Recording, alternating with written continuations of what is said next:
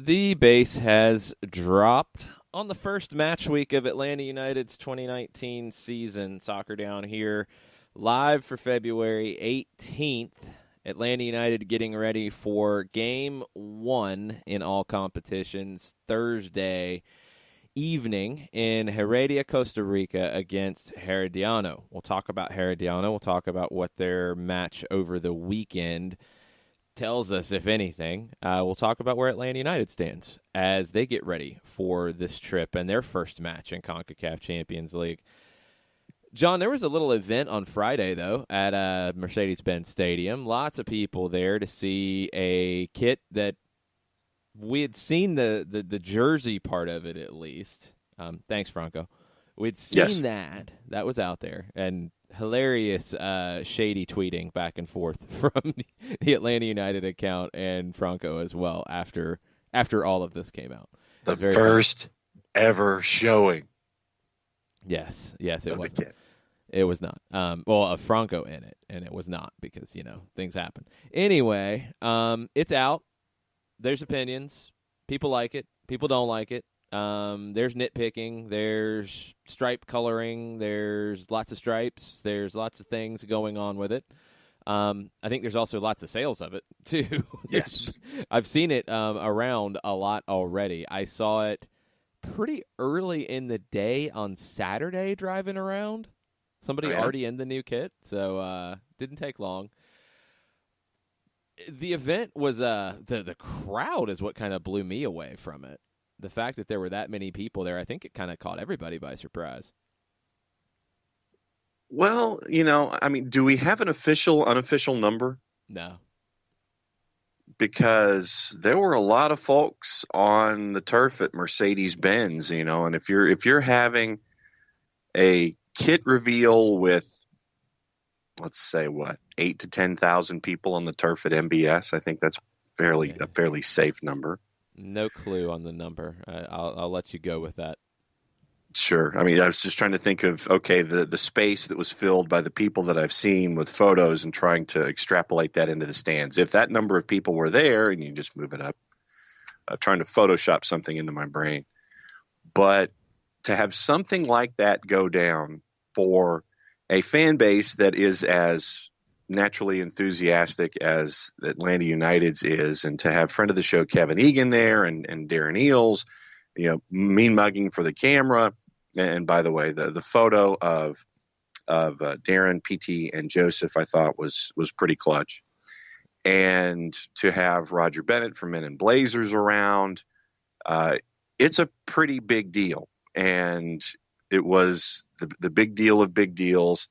Glad that it happened. Glad that the fan support was what it was on a kind of a crappy day outside. But the lines outside MBS just showed once again the love that the fan base has for Atlanta United and just how rabid they are for new pieces of information, regardless of what it is, and showing their support. I thought it was a cool moment in the history of the franchise, even though I know that there was discussions about said kit. But no, I thought it was a good blast off for season number 3.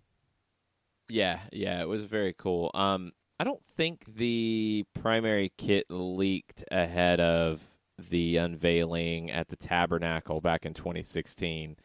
If it did, I don't remember it.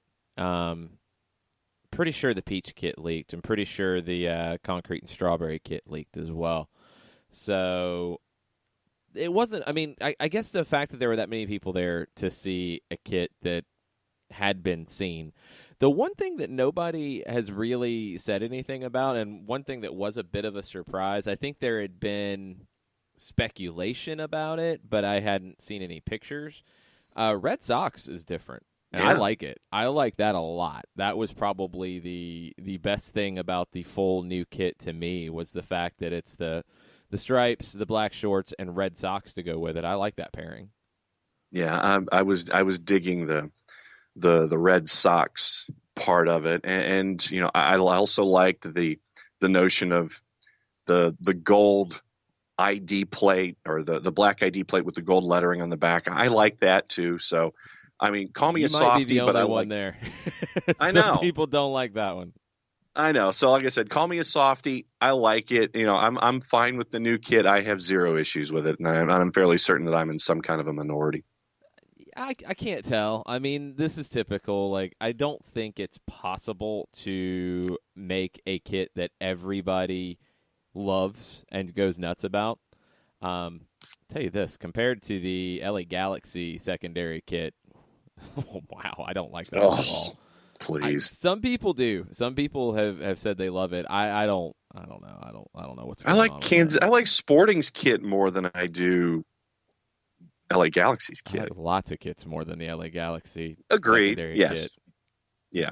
There's lots of kits I can think of in the league that would be ahead of that one on Like the every. list. No, well, I don't know about that. The Night Navy kit, and it was released yesterday at an event in LA. I don't know. I think a couple things that I've seen lots of conversation and consternation about: the number of stripes. You're going to get boxed in if you only do 5 stripes every time. You just are. You're going to run out of ways to update it, and I completely understand the fact that it's a nickname, and I was one of the ones who I think started calling them that because we needed a nickname, and it does give you a nickname. Well, now you kind of have to think about that. So it's I don't even know what the word is because I wouldn't say disappointing. Like it doesn't feel disappointing to me. Like I feel like they were going to change it up because they had to. Yeah. Adidas is going to change the kit every couple of years. That's what happens with any club around the world. It's not anything. I've seen people take this 5 steps too far about. Well, they obviously don't care about MLS. Well, no, obviously they do because they're treating it like other clubs that they carry. You're going to release a new kit every couple of years to sell it and to bring in money because that's part of the deal here. So to do that, you're going to have some things change in the kit year after year. And there's going to be things you like, there's going to be things you don't like. Pretty typical. I mean, Yeah. it's pretty common across all sports where you see changes to uniforms, changes to kits, and well, I liked the one from 2017 better. Okay, completely cool. It's honestly not the end of the world. I think there's a little bit of a difference in the shade of red, and the new podcast Solids and Stripes is going to be like a design podcast about soccer, probably kits and logos and all of that. It's Iron Tooth and Larry Luck who's going to be behind it. I'm intrigued to see it based off some of the conversation that they had on Twitter about why the red's a little different and some of the differences from a design standpoint, which was fascinating to me because that stuff is so far beyond my pay grade. It's not even funny.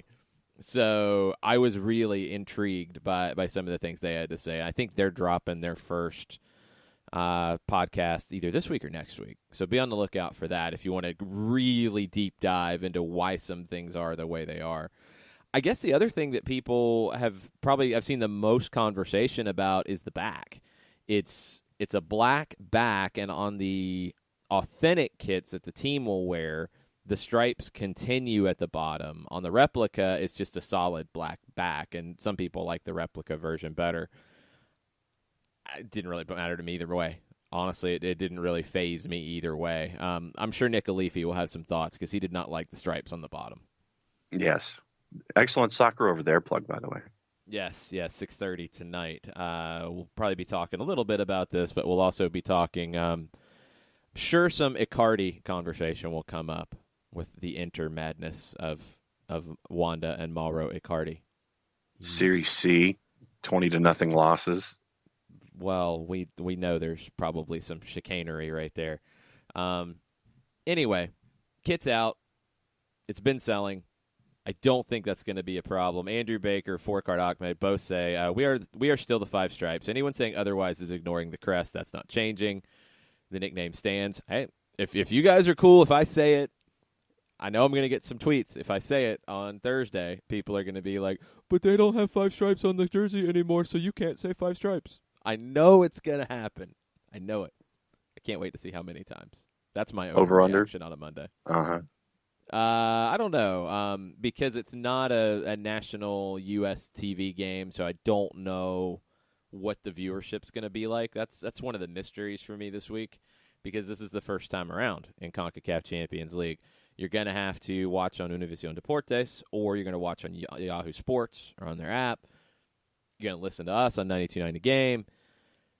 What is the usual interaction going to be like? Is it going to be like a usual 10 o'clock East Coast game? Because this is a little bit of a late kick on Thursday as well, locally anyway. Is it going to be less? Is it going to be more because it's CONCACAF Champions League and everybody's excited? I don't know. I'm really curious to see what the reaction, what the viewership, what the interaction with us on Twitter is going to be like. Yeah, and call me an optimist for once in the history of this show.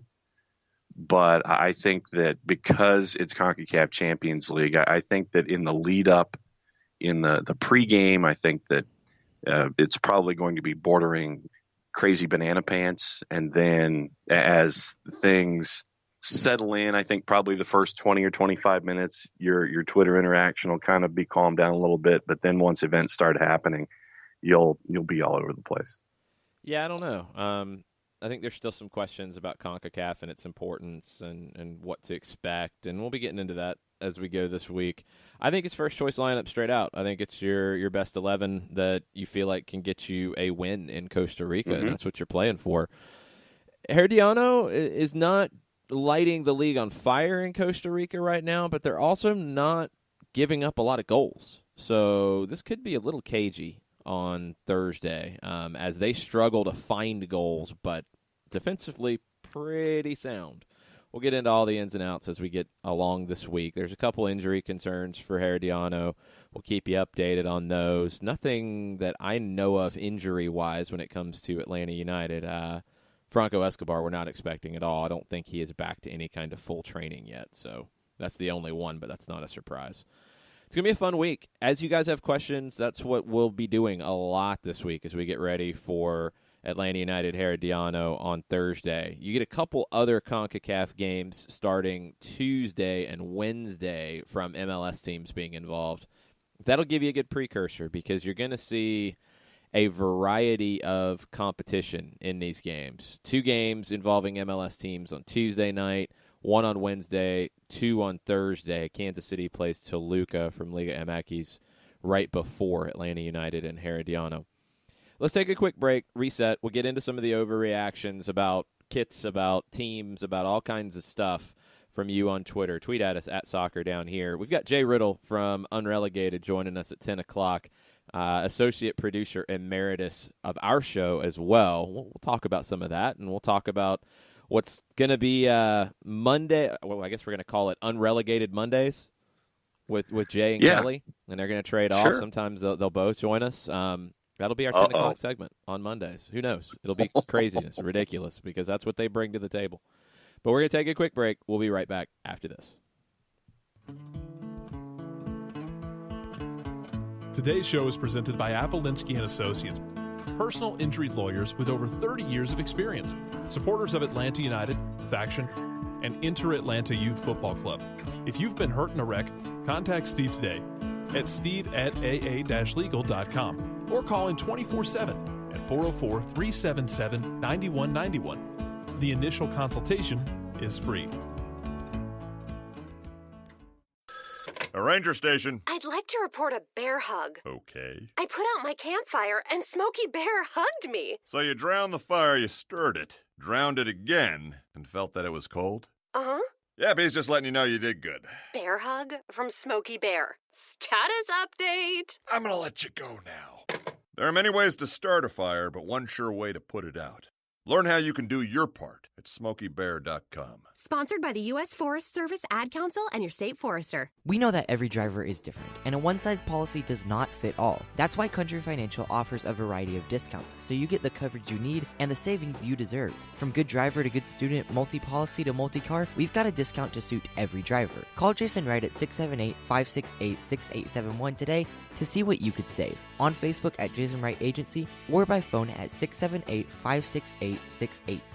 Discounts vary by state. Policies issued by Country Mutual Insurance Company, Country Preferred Insurance Company, or Country Casualty Insurance Company, Bloomington, Illinois. Every hiring manager knows that a company is only as good as the people it's made from. So where do you find the best people? That may surprise you. Meet the grads of life. Young adults of unique determination and experience. An ideal fit for your company in an entry-level position, internship, or even mentorship. They might not have every qualification you typically look for, but they're exactly who your company needs. This is talent worth knowing about. Go to gradsoflife.org to learn how to find, cultivate, and train this great pool of untapped talent. Brought to you by the Ad Council and gradsoflife.org. Welcome back. Soccer Down here, February 18th edition's Match Week. Atlanta United getting ready for Herediano on Thursday. Let's talk about the other CONCACAF Champions League games involving MLS teams that'll start on Tuesday. You get a nice primer of the competition. You can watch Toronto and you can watch Houston back-to-back. Toronto is headed to Panama. They will be facing Club Atlético Independiente de la Chorrera. The Los Vikingos.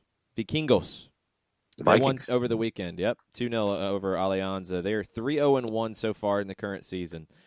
They've never been in this competition, even though they're playing well. This is their first time. They were promoted in 2017 to the first division.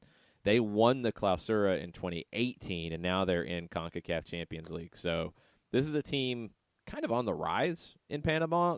It's completely – this match has so many question marks in it. And it's not just about Los Vikingos. It's about Toronto. We don't know how they're going to look without Sebastian Giovinco, without Victor Vasquez, without Josie Altidore right now. Maybe Terrence Boyd slots straight into the lineup. Jonathan Osorio is going to have a huge day. Michael Bradley's going to have to hold things down in front of the back four. I don't know who's going to be in the back four after all the injuries last year. There's just so many question marks when it comes to Toronto. This is one of those banana peel kind of games because you're going in to face a team you probably know very little about. You're facing a team that has no track record at this level in this competition, but a team with some confidence. They haven't lost so far this season. They've got a goal scorer in Omar Brown, who scored 9 goals in 16 games since the Apertura last fall. He's on Panama's national team, 24 years old, a younger forward who this is a chance for him to show that, hey, I'm ready to go to a bigger club. That's what happens with some of these small clubs in CONCACAF. When it comes to Toronto, I have no idea what to expect. Right there with you. With all of the questions that are right out there with Toronto, with everything that's happened in the offseason, with all the questions with personnel, having to travel to a team that, once again, you don't know a whole lot about. Probably don't. I mean, you can probably get some film someplace, maybe YouTube, who knows. Wherever it's gotten, there probably isn't a whole lot there. You can't really come up with a good sample size. And you're probably looking as close as you can to the first 4 matches from the current season to get an idea as to what you're looking at. But I honestly think that this is the match where Independiente gets a result. I really do. And it's just because of the more questions I have about Toronto than the solid information I have about Independiente. Well, there's very little solid information. I think the solid information you have on Independiente is what I just told you. Pretty much. That's it.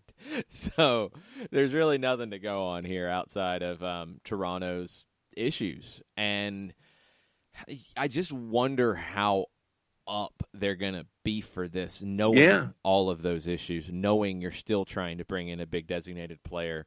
Are they looking at this as a preseason game? Are they looking at this as CONCACAF Champions League? I don't know. I think we'll be able to tell fairly early in that, though, how up for it they are, because you're going to be facing a team that will be very up for it. This is their debut in international competition. They'll be into this. They'll be excited. I just don't know if Toronto can match that. Now, their quality is better than Independiente of Panama, by far. Not even close. When you get into question of which team is better on paper, it's not close. Toronto has more quality. Doesn't always carry the day. And we'll see where they are in the 8 o'clock game on Tuesday. 10 o'clock game involving MLS. Houston Dynamo travel to Guatemala to face Guastatoya.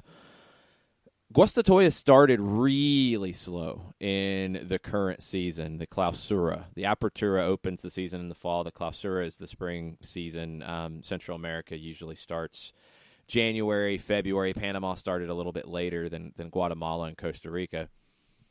Guastatoya started 0-3-3. They've won back-to-back games, 1-0 wins. Couple guys to look out for here.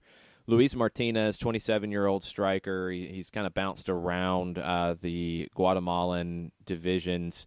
12 goals since the start of the Apertura. A player that I had actually lost track of, Isaac Acuna. He is a Mexican-American midfielder who first came to people's attention at Club America in Mexico City. Fell into the second division in Mexico. He's moved on to Honduras and Guatemala, and he has scored a couple of times this Clausura season. He's becoming more of an important piece here. Creative central midfielder. This is a game, though, before these back-to-back 1-0 wins, Guastatoya had not won the season. Houston, I feel like at this point, appear to be healthy, first off, because they don't have a strong bench. Being healthy is going to be key. I feel like they can go in and get a result here. Maybe I am too optimistic when it comes to the Houston Dynamo. I think I've been this way for a few years now. I feel like they're going to break through. I feel like they have the talent. I think Albert Ellis is an elite player in this league. Mauro Manotas has become one. Romel Kyoto can become one if he can stay healthy. Juan David Cabezas is the key player for this team, though, as the 6. If you have most of those pieces firing, and especially Cabezas protecting the back line, I feel like this is a Dynamo team that can make noise in the Western Conference. I really feel like they're a team that can go down to Guatemala and get a win, or at least a draw here, and bring it back and take care of business in the second leg. I think the Dynamo get a result. I was thinking draw, and you're taking your first steps out, and to me, having Cabezas is huge, healthy, big, all of these ideas for me. I think that this is going to be a match where Guastatoya isn't going to try to do anything that's going to set the world on fire. I think that they're just going to be cautious and probably try to get something in transition or off a counter or something like that. I don't see them doing a whole lot of pushing forward offensively. I think that they're going to try and make sure that they don't lose it at home. So that's why I was thinking draw in this particular case against the healthy Dynamo squad. And I think that honestly, I'm looking draw in leg 1 and Houston getting a result at home in the second leg to move on. I think Wilmer Cabrera will approach this pretty smartly. I think he's not going to risk too much here in the first leg as the Dynamo kind of get their sea legs under him. But I do feel like if Ellis, if Manotas get an opportunity, they can convert and give you a surprise. I think the Dynamo go down and get a win. I think they go get a win, and they start to show what they can be this season. The other game on Tuesday, not involving an MLS team, Tigres faces Saprissa. They go to Costa Rica to face Saprissa. Tough test. Saprissa has not struggled as much as Herediano this season in Costa Rica, but they have not looked like the purple monster that they have in the past. Tigres has looked like a monster. 4 straight wins, 5-1-1 overall. They're in second place in Liga MX so far. They've only allowed 6 goals in those 7 games. 3-2 win for them over the weekend against Necaxa. They should be able to go down and get a result on Tuesday. I think Atlanta United fans can look at this as Tigres is a team that you should be comparing Atlanta United to. The bookies, the experts have Atlanta, Monterrey, and Tigres as your three favorites here. Tigres has a similar type of test. Go to Costa Rica, face a team in their house. I think Saprissa historically is a more difficult opponent. Lately, it's about the same. Tigres potentially will show what powerhouses do in this competition, and they could set a bar here. I think it's something for Atlanta United fans to keep an eye on. If Tigres goes down and gets a win and looks comfortable in doing it, yeah, they're in season. We know the excuses are there for Atlanta United to start slowly, but Tigres is a team that can win this competition. Atlanta United is a team that can win this competition. They have similar types of matches. It's a decent measuring stick, I think, for Atlanta fans to look at, and I think Tigres goes down and gets a result. I don't know if it's a win, but I think they go down and get a result here. Yeah, and quick homework assignment for folks on their lunch hour today. Tigres in match day 7 this past weekend. Give you a couple of names. Andre-Pierre Gignac, who scored twice. One of them was a filthy back heel to put Tigres on the board. I want to say it was the first goal that they scored in the 40th minute. He scored another one in the 58th. And then Enter Valencia, a name familiar to folks from the time in the Premier League. And then he's now with Tigres as well. Necaxa down 1-0, came back to tie it, and then Gignac scored his second a couple minutes later, and then it was 3-1, and then Necaxa scored late, and they tried to rush to finish. But you look at Tigres, and for me, it's Gignac. And as he goes, I think that he's their offensive metronome. And that's my homework assignment for folks who want to pay attention to the left-hand side of the bracket. I think that Tigres does go down to Saprissa and get a result in that stadium, to me, that just reminds me of the old Portland Civic Stadium before the renovations. Tough place to play, but I think that Tigres goes down and gets a result. I take it back. Saprissa has been on a little bit of a run here lately. After a loss at the end of January to Cartagenes 2-1, they are unbeaten in 4 wins and a draw. They drew with Alajuelense, their big rivals, on February 9th, but 4 wins outside of that. 4-2 win over the weekend against Grecia, 2-0 win before that against UCR. They are in second place right now. They're level on points with Perez Zeledon, 6-2-2 overall in the Clausura. I don't know what they have quality-wise in terms of Tigres. I don't think they're at that level. They used to be. Saprissa used to be a team that could compete toe-to-toe with the Liga MX teams. My question going into this is the amount of games that they've played. I mentioned they lost 2-1 to Cartagenes on January 30th. Since then, they've played 5 games. They played on the 2nd, they played on the 6th, they played on the 9th, they played on the 14th, they played on the 16th. Then they turn around and play on the 19th. Mm-hmm. That's tough. They also have the match next weekend as well against Limon. They play on the 23rd. Then they turn around and play the second leg against Tigres. This is something that Hernan Medford mentioned last week about the schedule of the Costa Rican League this season. It's killing the players. It's killing their legs. I mean, I don't know what the reasoning is to play midweek 2 weeks in a row ahead of CONCACAF. Then you're going to play 2 more midweek games. No, you played on the 27th as well, so 3 weeks. You've just played midweek all season. Forget it. It's not even about random midweek games. Costa Rica and Saprissa especially. Let's look at their game dates for the Clausura. January 13, 17, 20, then a full week, 27th, 30th, then February 2nd, 6th, 9th, 14th, 16th, then CONCACAF Champions League. Goodness gracious. On the weekend, then CONCACAF Champions League. It's not until March that they get back into a normal routine where they have 2 weeks without midweek matches. have no idea. I mean, the Clausura ends on April 22nd, and they do have playoffs at the end of that, but I don't know. I have no idea, but it's going to affect Saprissa and Herediano in this competition. There's just no way that it can't. So for Tigres, for Atlanta United, I think you go in, and maybe a little bit more for Tigres because Saprissa's scoring goals right now. They're averaging a couple goals a game.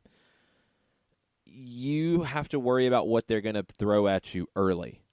But I think you also have to keep in the back of your mind that they might run out of gas late. Yep. They've got a lot of miles on these legs. I've not checked their lineups. I don't know how much Saprissa has rotated.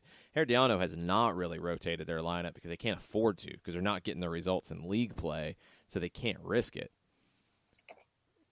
That's going to be very interesting on Thursday for Atlanta and Herediano to see, is it the first choice lineup, which you would expect that it would be? Are there any surprises in it? And are they able to give you 100% in the 85th minute? I don't see how they can with this type of schedule. Yeah, and that's what I'm looking at. I think that if you can take it one of two ways. Do you want to put the pedal down if you're going into this match? And if you're Tigres, put the pedal down first 20 minutes to try to get a number up on the board and then try to continue pressing? Or do you sit there and kind of hang with them for a little bit, knowing that if you continue up tempo, say in the 60th or 65th, that there's going to be that moment where they break, and then that way you can take advantage of fatigue and all of these matches that they played and end up getting a late result. So I'm looking forward to seeing how Tigres responds offensively, trying to go after. Do you go after it early, or do you kind of hang in there and see what Saprissa is going to give you lineup wise, and then try to do something late? I think for me, that's how I want to see what Tigres does against Saprissa, and is how they put the pedal down. Yeah, that's your Tuesday games in CONCACAF. 3 of them. We'll give you any updates tomorrow going into those match days. We'll also start to look ahead to the games on Wednesday. Red Bulls headed to the Dominican Republic to face Atletico Pantoja. And we get to Thursday with Atlanta United, Herediano, Kansas City, and Toluca as well. This is a big week for MLS because this CONCACAF Champions League feels maybe as open as we've seen it in a while. Without Chivas, the defending champs, without Club America in it. It's Monterrey, it's Tigres. I think Toluca is struggling at the moment. Santos Laguna, good, solid, top-tier team. But Atlanta, Red Bulls, Toronto would have been, and I just don't know where they are mentally at this point.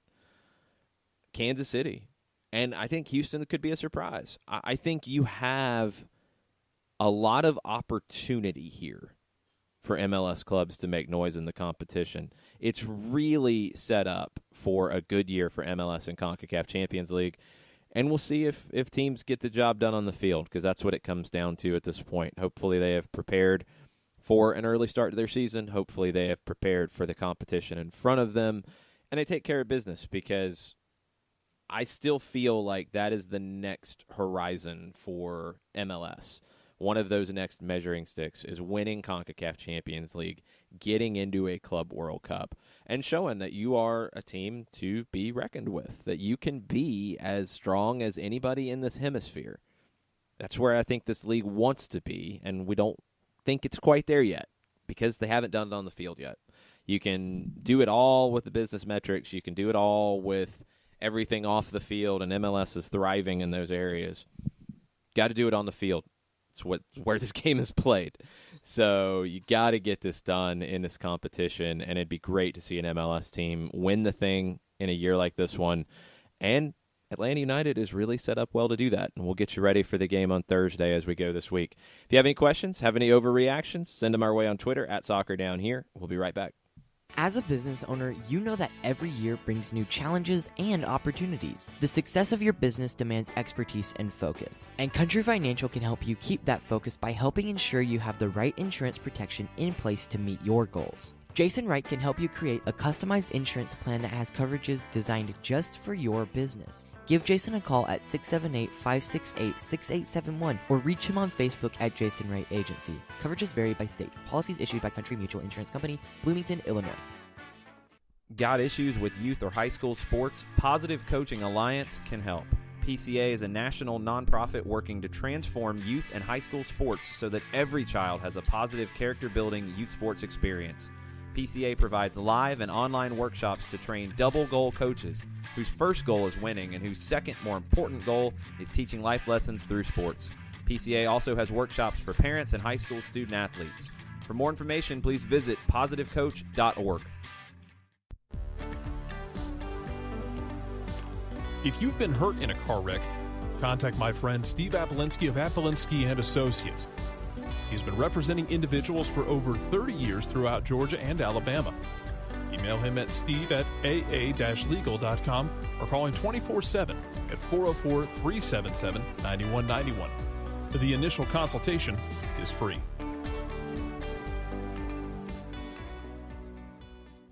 I adopted Bento in 2010 from a shelter. This cat makes me make art. He's always motivating me to draw pictures of him. He just is motivating artistically. He's my best friend, but a lot of people know him as Keyboard Cat. Keyboard Cat, YouTube star and shelter pet. Amazing adoption stories start in shelters. Start yours today. Visit theshelterpetproject.org to find a pet near you. Brought to you by Maddie's Fund, the Humane Society of the United States, and the Ad Council.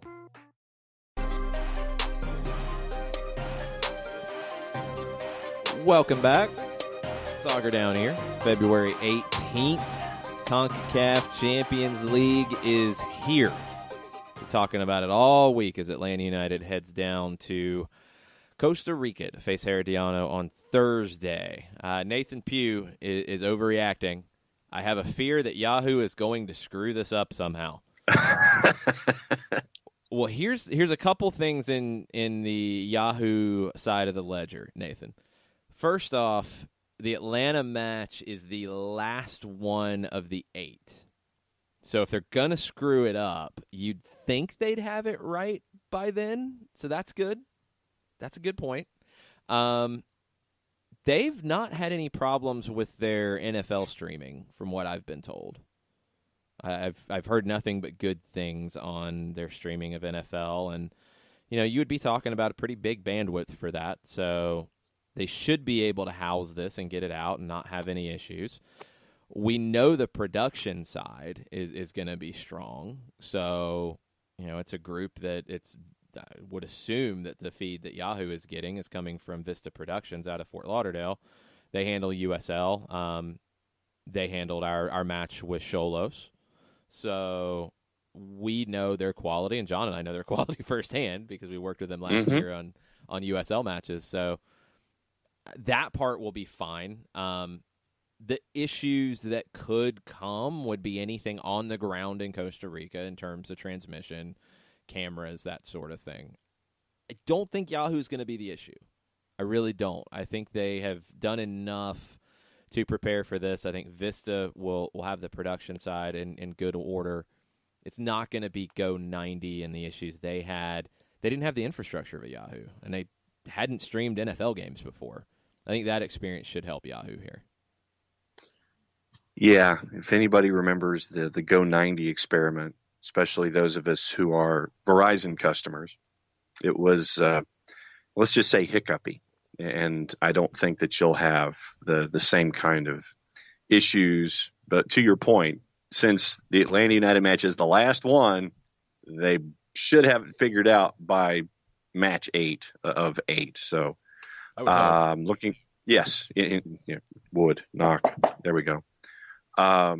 So I'm looking forward to seeing production quality. I'm looking forward to seeing production value. I'm looking forward to seeing production. I want to see how it's handled, and I want to see what it looks like across the board. And so I know that a lot of folks in our footprint are going to be keeping an eye on things and looking at the bracket and seeing what might be next and who's going to be scouted. And so it's going to be a fun couple days.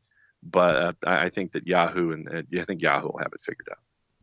Yeah, I think they'll be okay, and I think if there are any issues on the Yahoo side, they'll be sorted out by Thursday. I think it'll be all right. If there's issues outside of that, I don't think they'll be Yahoo's issues. So we'll keep you posted as best we know from what we know. John will be on the ground in Costa Rica, so he won't be watching the stream. I won't be watching the stream because I'll be calling the game. So yeah. I don't know how much we'll be able trying to help to you in check cellular signals and seeing what it looks like. I've already purchased my international short-term plan. Ah, very nice. Good work. El Mataflo chimes in on Tigres in CONCACAF. He said they don't really press. Tuca Ferretti likes to sit back and soak up the pressure, build from the back. They have the ability to switch their style of play in an instant. With the quality they have on the field and the bench, they might be the best team going into the competition this year. Monterrey would probably want to argue that, and I think Atlanta can argue that. It's just a little more unknown with Atlanta because you have a new manager, you have Pity Martinez, and I think you're going to have a little different of an approach. Little different. What I'm curious is, okay, we've seen Atlanta United in a match against Cal State Fullerton. We've seen them in a match against Xolos U20s with some guest players. How are they going to handle playing an opponent that is either on their level or closer to their level, depending on how you view the Costa Rican league?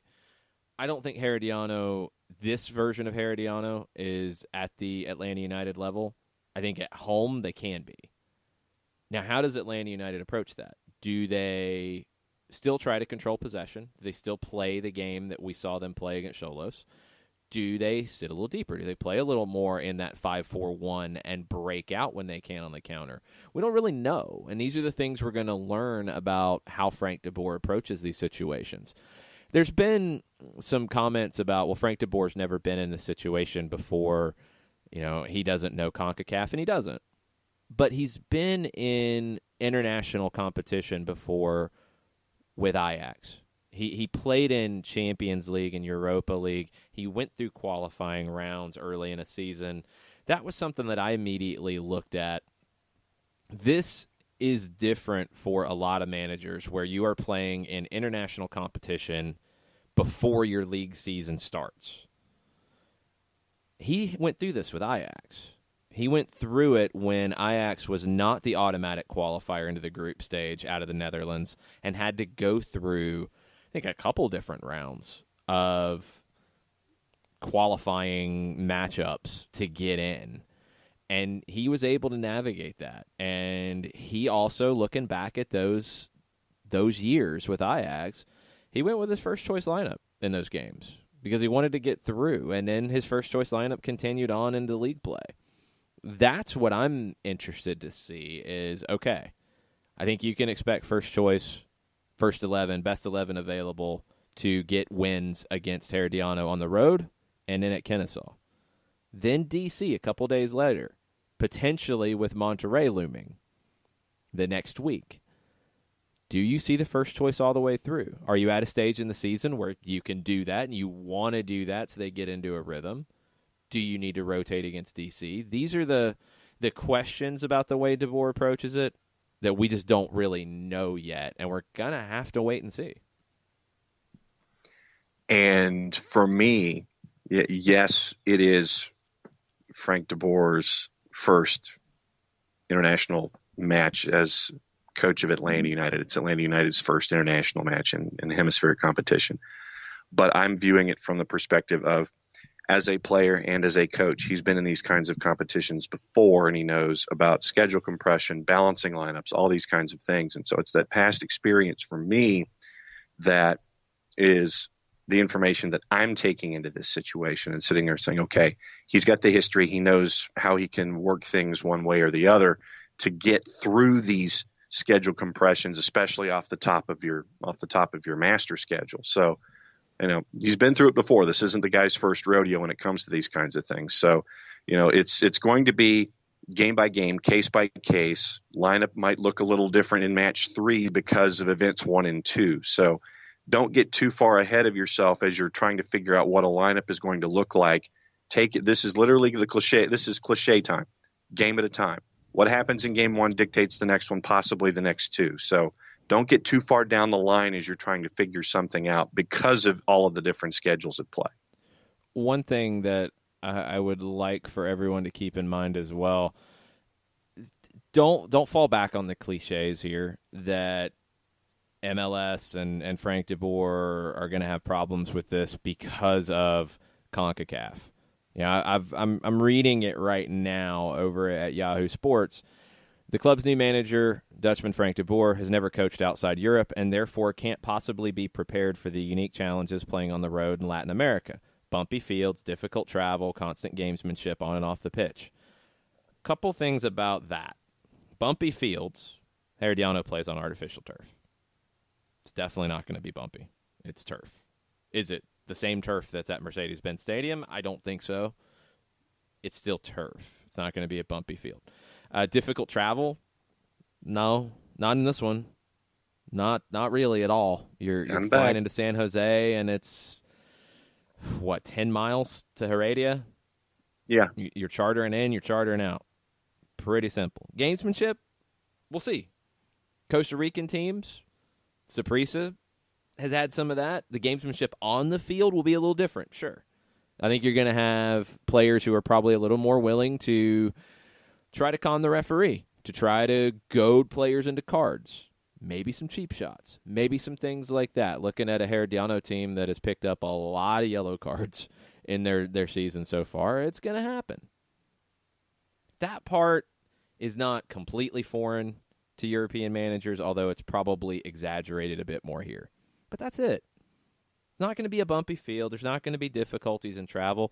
And that's not going to be the case in the quarterfinal round either, if you get there. You're facing Monterrey, one of the biggest clubs in this hemisphere.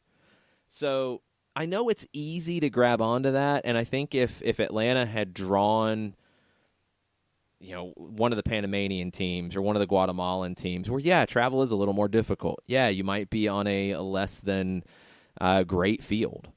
That's not the case here. The draw is more difficult in terms of quality, but in terms of these things, it works out really well. You're playing on turf, which you're very comfortable in doing, and you're playing in a place that is not tricky to get in and out of. So I think it's easy to say that because in some places those are big situations in CONCACAF, and this one it's just not. It's a default notion, and in this particular case, it's not accurate. And so just once again, take information that you get from the sources that you lock into on a daily basis and do your own digging. Just don't rely on somebody else's thought pattern when it comes to trying to figure something out like this. So, it's this one, not a bumpy pitch.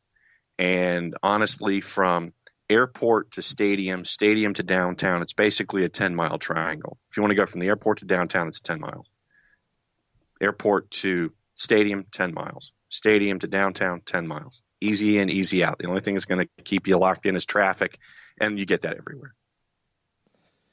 It's not going to be that difficult. It's not a typical CONCACAF match. Now, will Herediano fans be making noise outside the hotel? I don't know. Maybe. It might happen. Will you have the gamesmanship on the field that we see in CONCACAF? Yeah, probably. Mm-hmm. And I don't think Atlanta United is going to have a problem with that area of it because you've got guys who have been involved in Copa Libertadores and Copa Sudamericana. They have been through these types of competitions as well. I think Atlanta is maybe set up the best to have success in this tournament, maybe outside of a Houston. I mean, Houston is a team that has a lot of players with experience in these situations. I think Atlanta is also that. Red Bulls had success in the competition last year, so they have that to fall back on. Toronto had success in the competition last year, so they have that to fall back on. Kansas City is maybe the one that has the least experience in these situations, although Peter Vermees has been here before and he's done that. So at his level, he's got it. The squad, maybe not as much as some of the other teams. I don't think it's a fair excuse anymore to fall back on these things and say, well, this is why MLS struggles in this. the reason MLS can struggle in this competition is because of the schedule and because of the calendar. And really that's what I come back to, is you've got teams who have played anywhere between 6 and 10 matches in league play going into these games, and you have not played any. That's it. The rest of it, isolated situations with fields and travel and those things. It depends on the draw you get. In general, you got to get through these things. I mean, when River Plate is drawn with a team from Bolivia and they have to play at altitude, or if they have to play on a bad field somewhere, you do it. You get through it. It's not acceptable to say, well, if we'd played on a better field, we would have won that. Yeah, Those Manchester City and Newport County. I mean, for those that saw that pitch, you kidding me? Mm-hmm.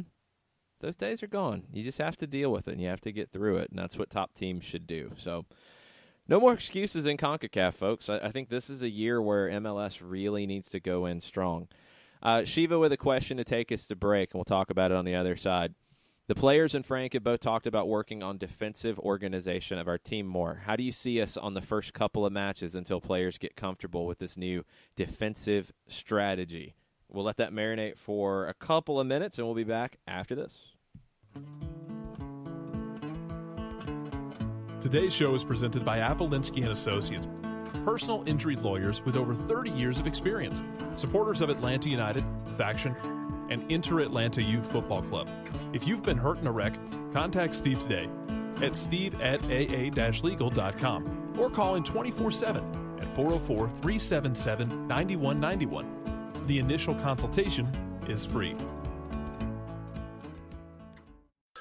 A ranger station. I'd like to report a bear hug. Okay. I put out my campfire and Smokey Bear hugged me. So you drowned the fire, you stirred it, drowned it again, and felt that it was cold? Uh-huh. Yeah, he's just letting you know you did good. Bear hug from Smokey Bear. Status update. I'm gonna let you go now. There are many ways to start a fire, but one sure way to put it out.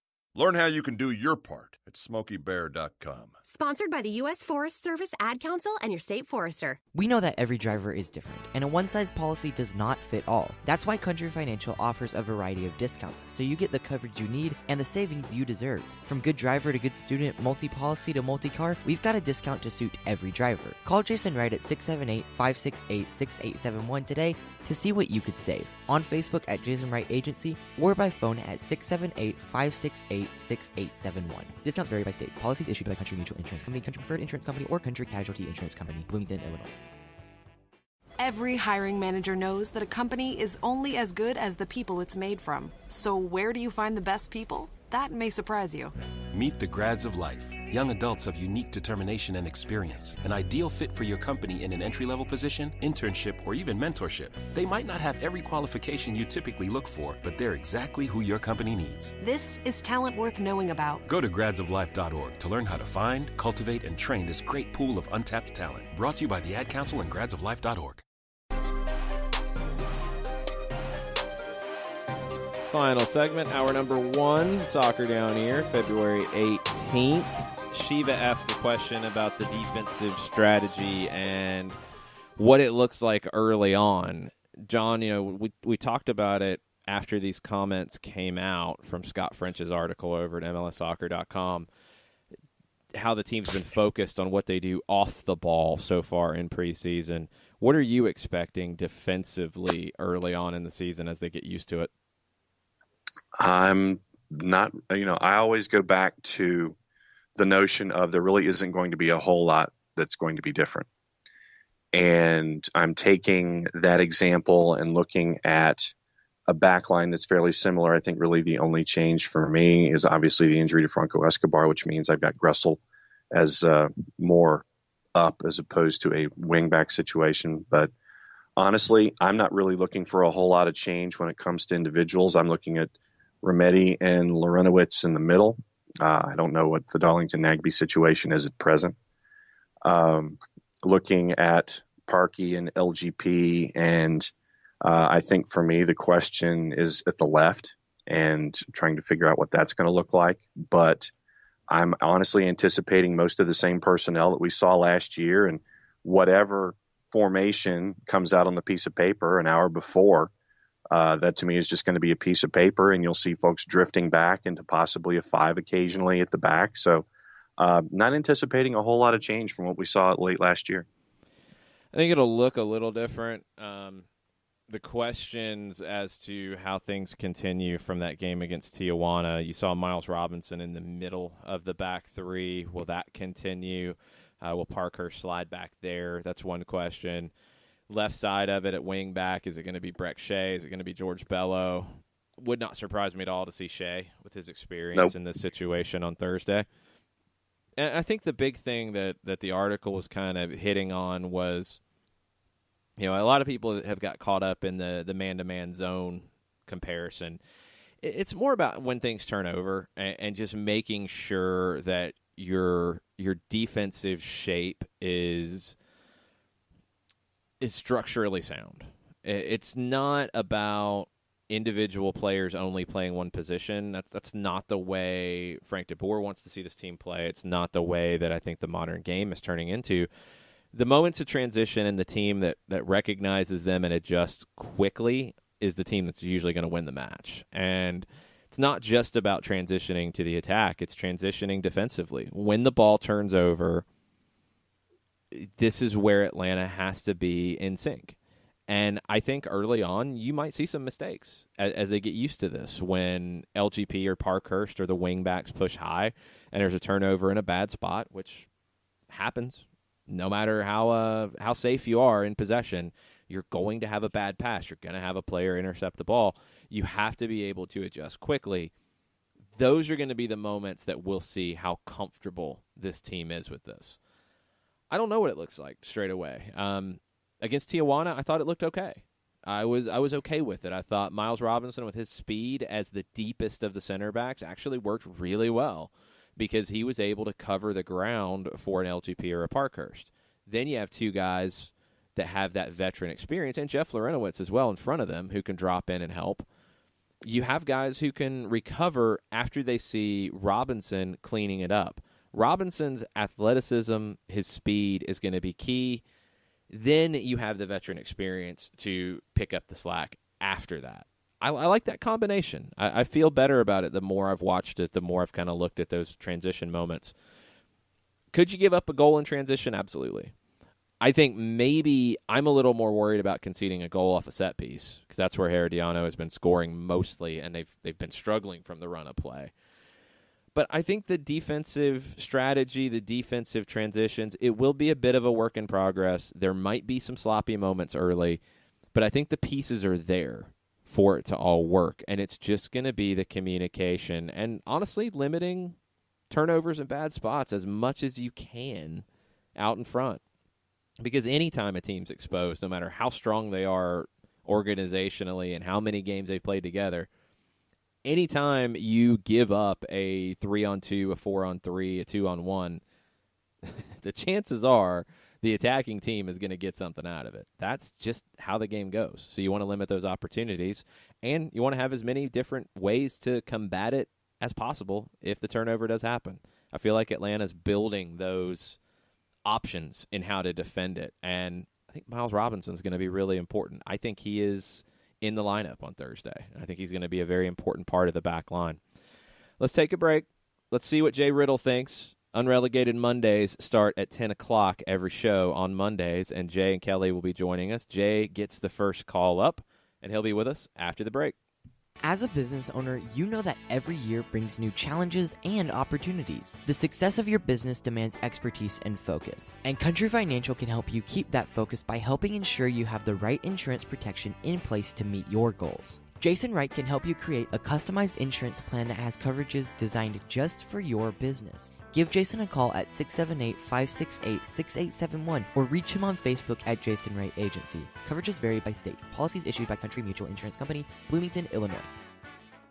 Got issues with youth or high school sports? Positive Coaching Alliance can help.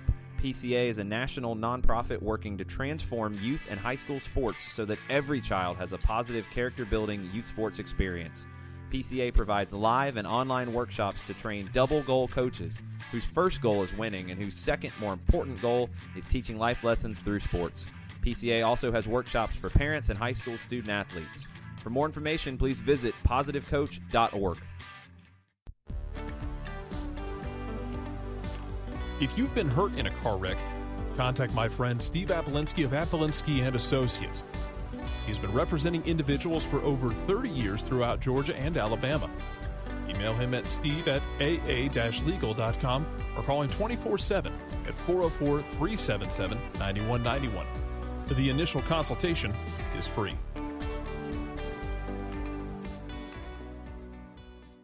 I adopted Bento in 2010 from a shelter.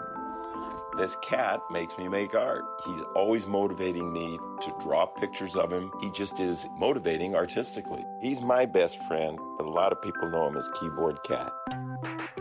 Keyboard Cat, YouTube star and shelter pet. Amazing adoption stories start in shelters. Start yours today. Visit theshelterpetproject.org to find a pet near you. Brought to you by Maddie's Fund, the Humane Society of the United States, and the Ad Council. You're listening to Soccer Down Here daily on SDH Networks, a division of OSG Sports. Find us at Soccer Down Here on Facebook and Twitter. The time is now the top of the hour. Peep, y'all. Welcome back. Hour number 2, SDH on a Monday, Overreaction Monday. You can share your overreactions with us on Twitter at Soccer Down Here. We'll be getting into more of those in the second hour. But we're going to kick off the second hour on Mondays with at least one of the hosts of the Unrelegated podcast. Jay Riddle gets the call this time around. What's up, Jay? Good morning, gentlemen. How are you? Good. And Jay, you're always going to be our associate producer emeritus too, so you're just going to have to deal with that title as well. I know. I should get it engraved or something on a plaque. Yeah, we need it's to a get nameplate for your desk. Nameplate, yeah. There we go.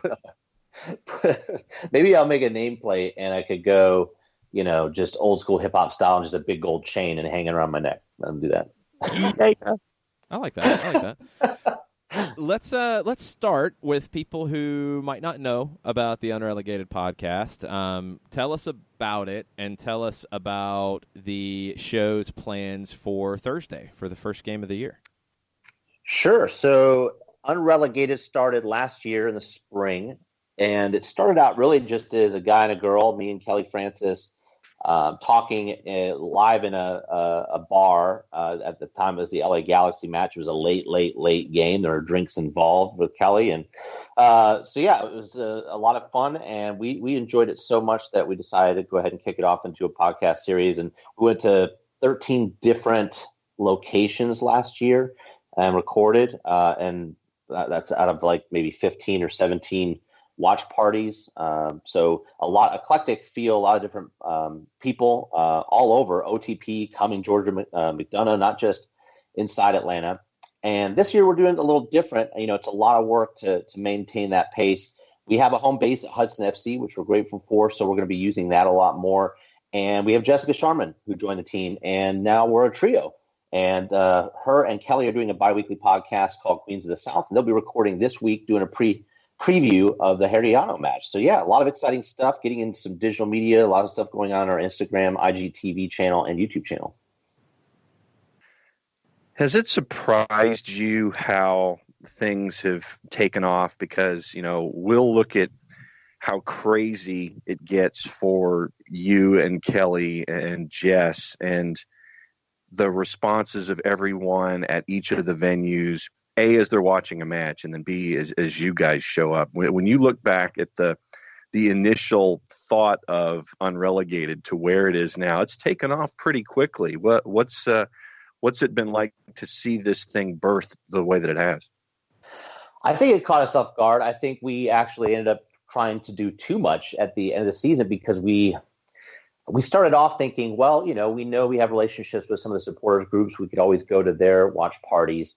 But when we started to open it up and create a Google form where people could submit and ask us to come to their watch party, we were floored with the amount of requests that we got and all the different locations and people who listened to the show that wanted to engage, not just listen to us in the car. And so I think that live aspect became addictive to us. We really started to kind of, feed off that energy.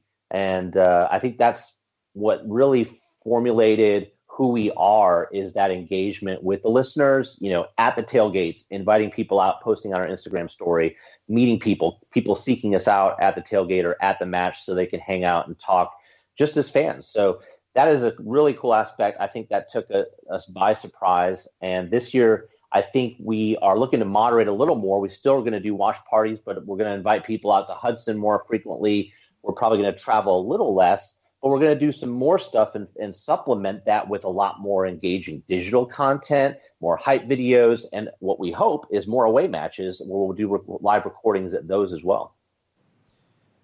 You traveled a little bit on Friday, not too far, in a place you know well, Mercedes-Benz Stadium. What was the kit reveal like for you?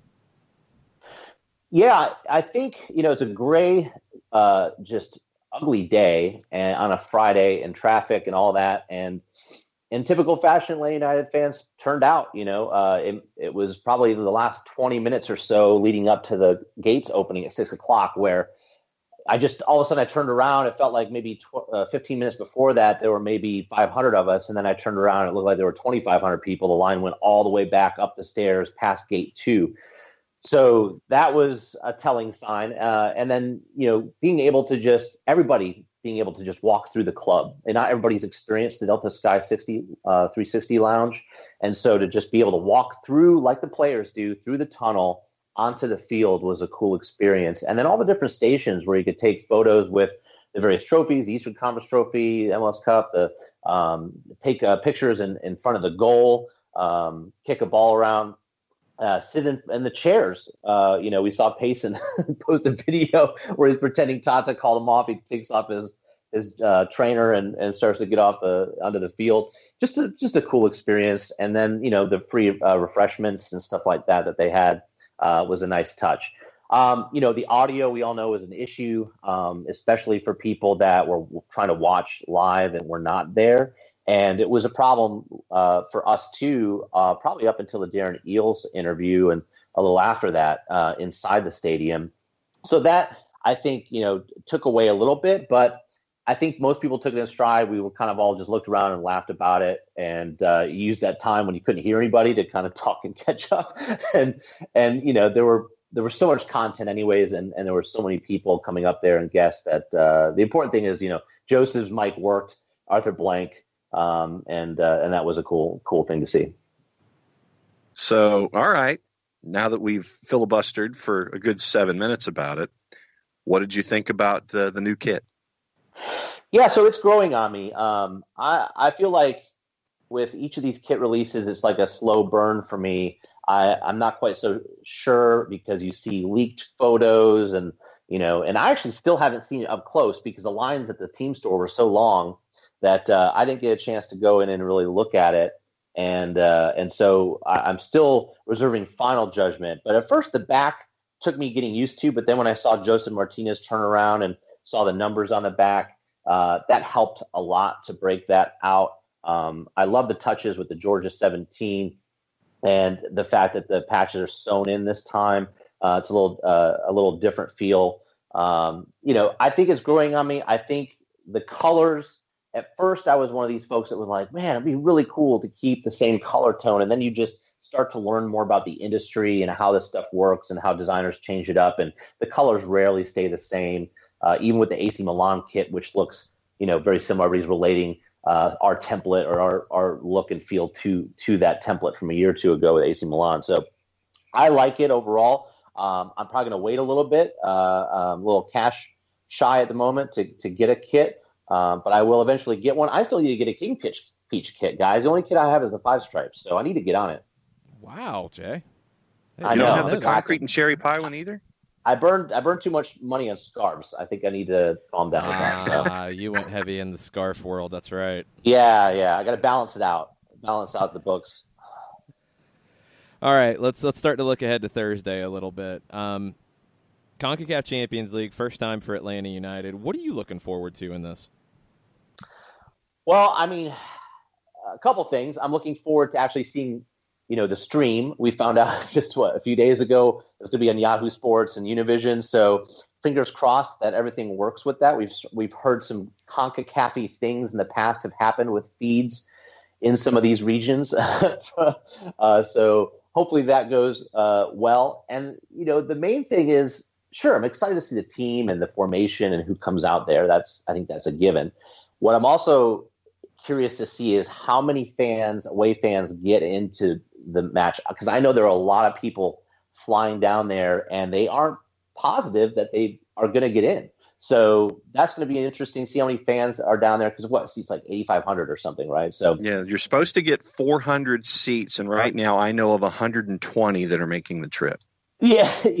So I have a feeling we're going to have more fans than seats, and potentially. So we'll see if they are able to. I don't know how that stadium's set up in a way where I don't know if they can get on the periphery of it and still see the match, more like a smaller stadium, but. That'll be interesting to find out from people how that goes. As far as the team, for me, of course, we know that they've sold a number of players. I think they just had an injury to one of their major players as well. Herediano is suffering at the moment, but they're also on their home turf and they're a good team. So I'm really curious to see more than the tactics and the formation, how the team reacts. If they go a goal down, if something happens that doesn't go according to plan, how does this team chemistry work? How are these players working together? That's going to be the biggest thing I'm looking at to see if there's any red flags or if there's positives, to kind of give us a hint of what we could expect going forward. And from the perspective of it being the middle of February, and actually having matches to talk about, it's a cool thing and it's new. What has it been like from an unrelegated perspective to have all of your listeners sitting there and talking about match week, match day already? What's the vibe been and the feedback been like? Yeah, I think it's one of those things where I think it's quietly snuck up on us, because we're used to, in the past, the Carolina Challenge Cup and the preseason matches being aired and kind of getting a taste of that, early in the season, not regular season matches or a tournament like CONCACAF, but still we're getting a lot more content. Whereas we have more closed door matches. We're relying on Doug Robertson's live tweet timeline for some of these matches, or other teams' Twitter accounts for information. So it's been this sort of as things pop up, a glimmer of this, a glimmer of that, some footage, the one of the matches broadcast, so we could at least get some good gifs of nutmegs and stuff like that the team puts out. We're really relying on all the behind the scenes footage from Atlanta United. So thankfully they've pumped that up. They did a poll earlier this season asking what we want to see, and the biggest response was more behind-the-scenes footage, and they've been coming at us with that. So that's been very helpful, especially during these closed-door sessions. But to be honest, I tweeted out a few days ago, I'm willing to sacrifice being able to watch preseason if it means that they're getting ready and they're getting in the zone and more prepared in this shorter period of time for this tournament, which is very important to the team and to the fans, I think. Where does this rank for you? We've had this question with people on stoppage time and in other places about what is a successful 2019 for Atlanta United. Where does CONCACAF Champions League rank for you? Yeah, for me, it's number one. It's right at the top. I think that historically, if we want to level up, if we want to get to that next level, winning an international tournament like this, being an MLS team to win it, even though we don't really have the depth of field of opponents. I think some people may say that compared to prior years in CONCACAF Champions League, we may have a little easier route because of the teams from Liga MX that are in it currently. Either way, there's nothing easy about going away and playing these teams in their home countries. So I think it's going to be a true sign of, how far along we've really gotten. Granted, we have a new coach, and that is always something that you have to look at in terms of giving the coach time to change system and that sort of stuff. It's going to be very interesting to see how that all lines up, how much tinkering he actually did early on, or if he avoided a lot of that to ensure some stability and chemistry stays there because of this early tournament and this, complete run of fixtures we're going to have over the course of the season. on top of each other. Does Kelly Francis know that it's National Drink Wine Day? Oh gosh, I better check her Twitter. I'm surprised she hasn't tweeted about that yet. But that was one question that I needed a quick answer for. Which new player outside of PT Martinez are you looking forward to seeing out there on the pitch? Who has the most anticipation from you for on the pitch in 2019? I'm going to go a little outside the box with a new player for us, but someone who's been around the league a long time, and that's Breck Shea. And I'll tell you why. I was, I love the bants. You know that. I love to banter online. And so, my timeline, if I go back, I have at least 2 or 3 tweets where I am just giving it to Breck Shea. Maybe there was a giveaway or something happened where he's playing. And I think one of my tweet, a gif of a giraffe trying to stand up and walk, and attributed that to like him playing soccer in a particular match. And when he got signed, at first I was like, man, what are we doing? And then I started to read some articles about him. There was like almost like a long expose piece on him where a writer went down to Orlando at the time when he lived there and talked to him and hung out with him and did a really good piece on him. And just looking back at some of the teams he was on and stuff like that, I was like, you know what? He's an Atlanta United player now. I'm going to give him a chance, clean slate. He's got, and even some of the glimmers of stuff in preseason, he's just so deceptive. His height and his build, sometimes he looks like he's either going to fall and plow into players or lose the ball, and he will just all of a sudden hit a switch, and the agility in this guy is incredible. And so I'm kind of excited to see how he responds to this new team having the kinds of pieces he has around him and the spotlight not being put on him, much in the same respect we talked about Nagby, where he had this huge spotlight and he was put in this position where he was expected to score goals. And then he was put in this position in Atlanta United where that was not his place. A lot of the pressure was relieved. I think a similar situation could happen for Breck. He could start to enjoy the game again, and I think he might have a come-out year. All right, Jay, it's match week. What can people be looking forward to from you guys over at Unrelegated? Yeah, so Unrelegated is going to put out a Queens of the South episode this week. That'll probably drop Tuesday night or Wednesday morning. We have a surprise in store on Wednesday. We'll be tweeting out something cool and dropping stuff on our YouTube channel. And probably and this it's not coordinated with Atlanta United. I know they have their own video or something dropping on Wednesday. So purely coincidental. And we've been hanging out with Atlanta United Fan TV a lot lately. We did some footage, recorded some footage and stuff, and did some things with them on Friday. So not sure when that stuff's going to come out, but still working on that sort of post-edit stuff. So a lot of stuff in store, and just excited to see people's reactions from the game. Awesome. Jay, thanks as always. Man, can't wait to get this thing started on Thursday. Awesome. Thanks, guys, so much. Appreciate it. Jay Riddle, Unrelegated, Unrel ATL on Twitter, on Instagram. If you are looking for them, make sure you've got them subscribed to on your podcatchers. We're going to take a break. We'll be back after this. Today's show is presented by Appolinsky & Associates, personal injury lawyers with over 30 years of experience, supporters of Atlanta United, Faction, and Inter-Atlanta Youth Football Club. If you've been hurt in a wreck, contact Steve today at steve@aa-legal.com or call in 24/7 at 404-377-9191. The initial consultation is free. A ranger station. I'd like to report a bear hug. Okay. I put out my campfire and Smokey Bear hugged me. So you drowned the fire, you stirred it, drowned it again, and felt that it was cold? Uh-huh. Yep, he's just letting you know you did good. Bear hug from Smokey Bear. Status update. I'm gonna let you go now. There are many ways to start a fire, but one sure way to put it out.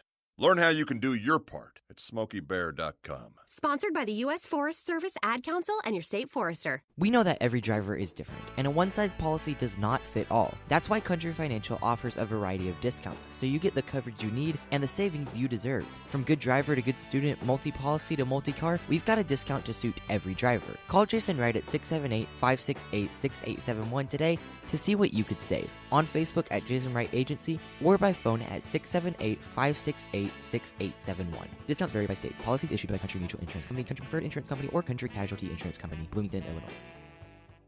Every hiring manager knows that a company is only as good as the people it's made from. So where do you find the best people? That may surprise you. Meet the grads of life. Young adults of unique determination and experience. An ideal fit for your company in an entry-level position, internship, or even mentorship. They might not have every qualification you typically look for, but they're exactly who your company needs. This is talent worth knowing about. Go to gradsoflife.org to learn how to find, cultivate, and train this great pool of untapped talent. Brought to you by the Ad Council and gradsoflife.org.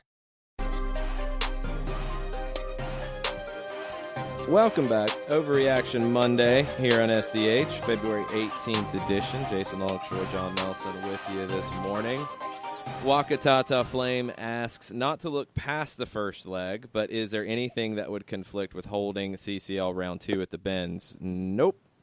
Katie Griggs made that clear in the article with Doug Robertson sometime in January that everything moving forward will be at Mercedes-Benz Stadium. This was a very far out scheduled set of Supercross and Monster Jam. It might have been scheduled before the place was even open for business.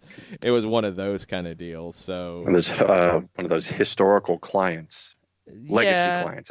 I mean, it is what it is. Like it's okay. It's not the end of the world, but no, there won't be any games going forward because you're into the MLS season at that point, and you're not scheduling these types of things once you get into the MLS season. So, nope, Monterrey, if that happens, or Alianza from El Salvador, that would be potentially at Mercedes-Benz Stadium if Atlanta United gets through Herediano.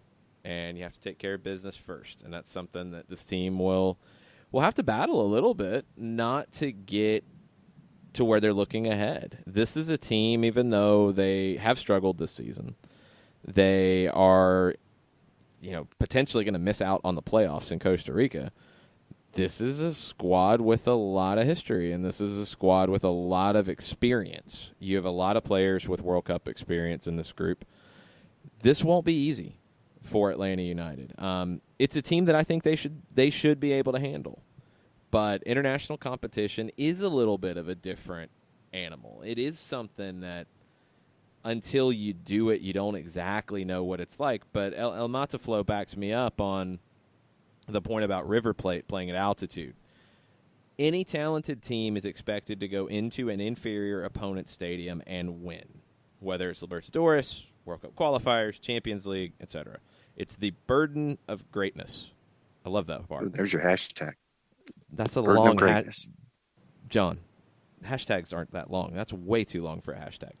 It's burden a great of line. Greatness? Yes, that's a long bit for a hashtag. Anyway, that's way too vague. Anyway, that's what it's about, though. You're going into these games, and no, you can't use the excuse of gamesmanship or a bumpy field, which won't be the case here, or the opposing fans kept you up all night. Did you see the video from Amsterdam with the Ajax fans and Real Madrid? Real Madrid took care of business. You have to. Mm-hmm. It's part of the challenge. It is that burden of greatness. You have to go in and do these things. And I feel like for too long it's just been accepted that, well, for MLS it's really hard. Yeah, it is. And so it's time to show it. That's where we're at now. I'm excited. I'm excited to see what Atlanta United can do against a team that is coming off of a Costa Rican title. They have lost some pieces. They have had some injuries. But this is the biggest match they will play in this spring. They're going to be up for this in a way that, you don't see on a regular basis. The intensity will be ratcheted up a notch. This is going to be the hardest part about it from the Atlanta United perspective, in my opinion. Herediano will come into this with a playoff type of intensity. Atlanta United doesn't have any regular season matches to fall back on this season to find the regular season intensity, let alone that playoff intensity. That can sometimes be the hardest thing because you have two teams playing at a different – I don't even know. It's hard to quantify, I mean, things are bigger and harder and faster and all of those things in the postseason, in a big situation, in a playoff situation. You can't replicate it.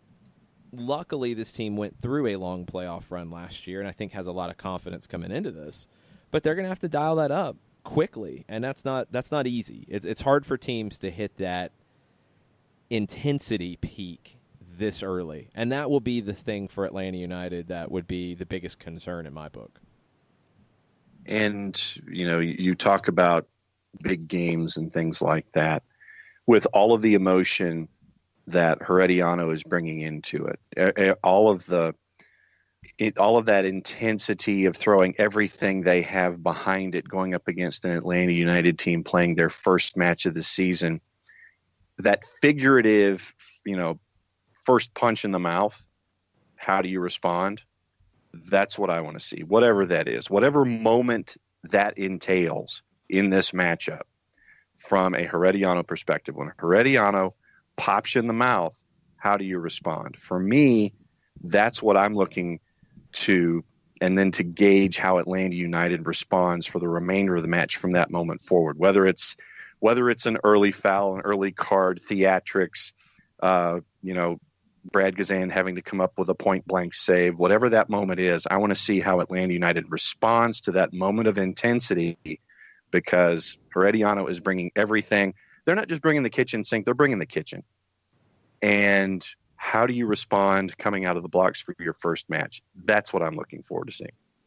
Percy Herrera is better at math than me early this morning. Burden of greatness, if you are going to use that hashtag, is one letter less than Overreaction Monday. So, John, if you want to get that hashtag over, have fun. But I don't know what you're going to use it for. Go ahead. I think that we use hashtag burden of greatness during this entire season. The entire season's based on a burden of greatness. Have fun. You respond. Have fun. I'll see if it catches on before I start using it.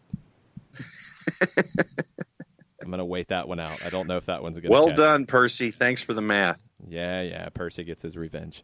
All right. Jim Lepp asks, any insight on how Pogba is settling in? Do you anticipate 2 or 3 center backs this week? If 3, who are they?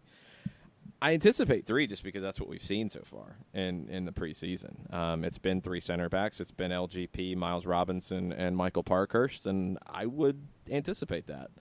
Pogba hasn't played a competitive match since May, and I think people look at the last name Pogba and they expect him to be his brother. He's not. He's a player who was not a first choice at Saint Etienne in Ligue 1, and then he went to Turkey, and he was with a team that was relegated. He's a good player. He's played internationally with Guinea. He has been part of a Ligue 1 squad. He hasn't played a competitive game since May. I don't think he walked straight into the starting lineup. I don't know if that was ever the intention. I really don't think it was, because nobody picked him up after last season ended. I think he can be. Well, there might be a reason, there might not. Whatever it is. I don't know about that, but he wasn't on a roster.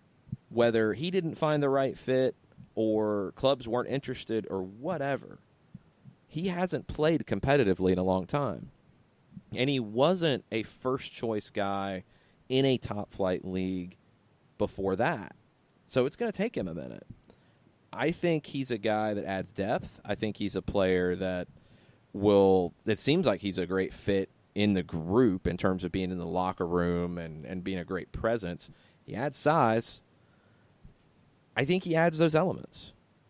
That's where I'm at right now. I think Miles Robinson is the guy who has impressed Frank de Boer and has been getting the reps with the first team, in air quotes, and I think he'll continue to do so. I think that's very important for him to continue to do that. I felt like his progression last year was one of the more underrated stories of 2018 with Atlanta United. We saw it with HLUTD too. We saw him getting minutes. We saw him getting comfortable. We saw his position shift a little bit. We saw his level of responsibility increase as the season goes. He became more comfortable. He became more comfortable not just on not being in the middle of it, but then being in the middle of it when it comes to the formation at the back. So, and then you saw him dropped into the lineup for Atlanta United and what he was capable of doing there. And I think that his comfort level is at the MLS level growing more and more. And his development for me is another one of the storylines that I'm looking forward to this season, as to how much more comfort is he going to be having at the back, even though you're learning something of a new system with Frank DeBoer. The development of Miles's game for me is something else I'm going to be paying attention to. Yeah, I think this gets maybe overused a bit. New system, it's not that different from what Miles played in last year as the season concluded. It's not that different than what LGP and Parkhurst played in.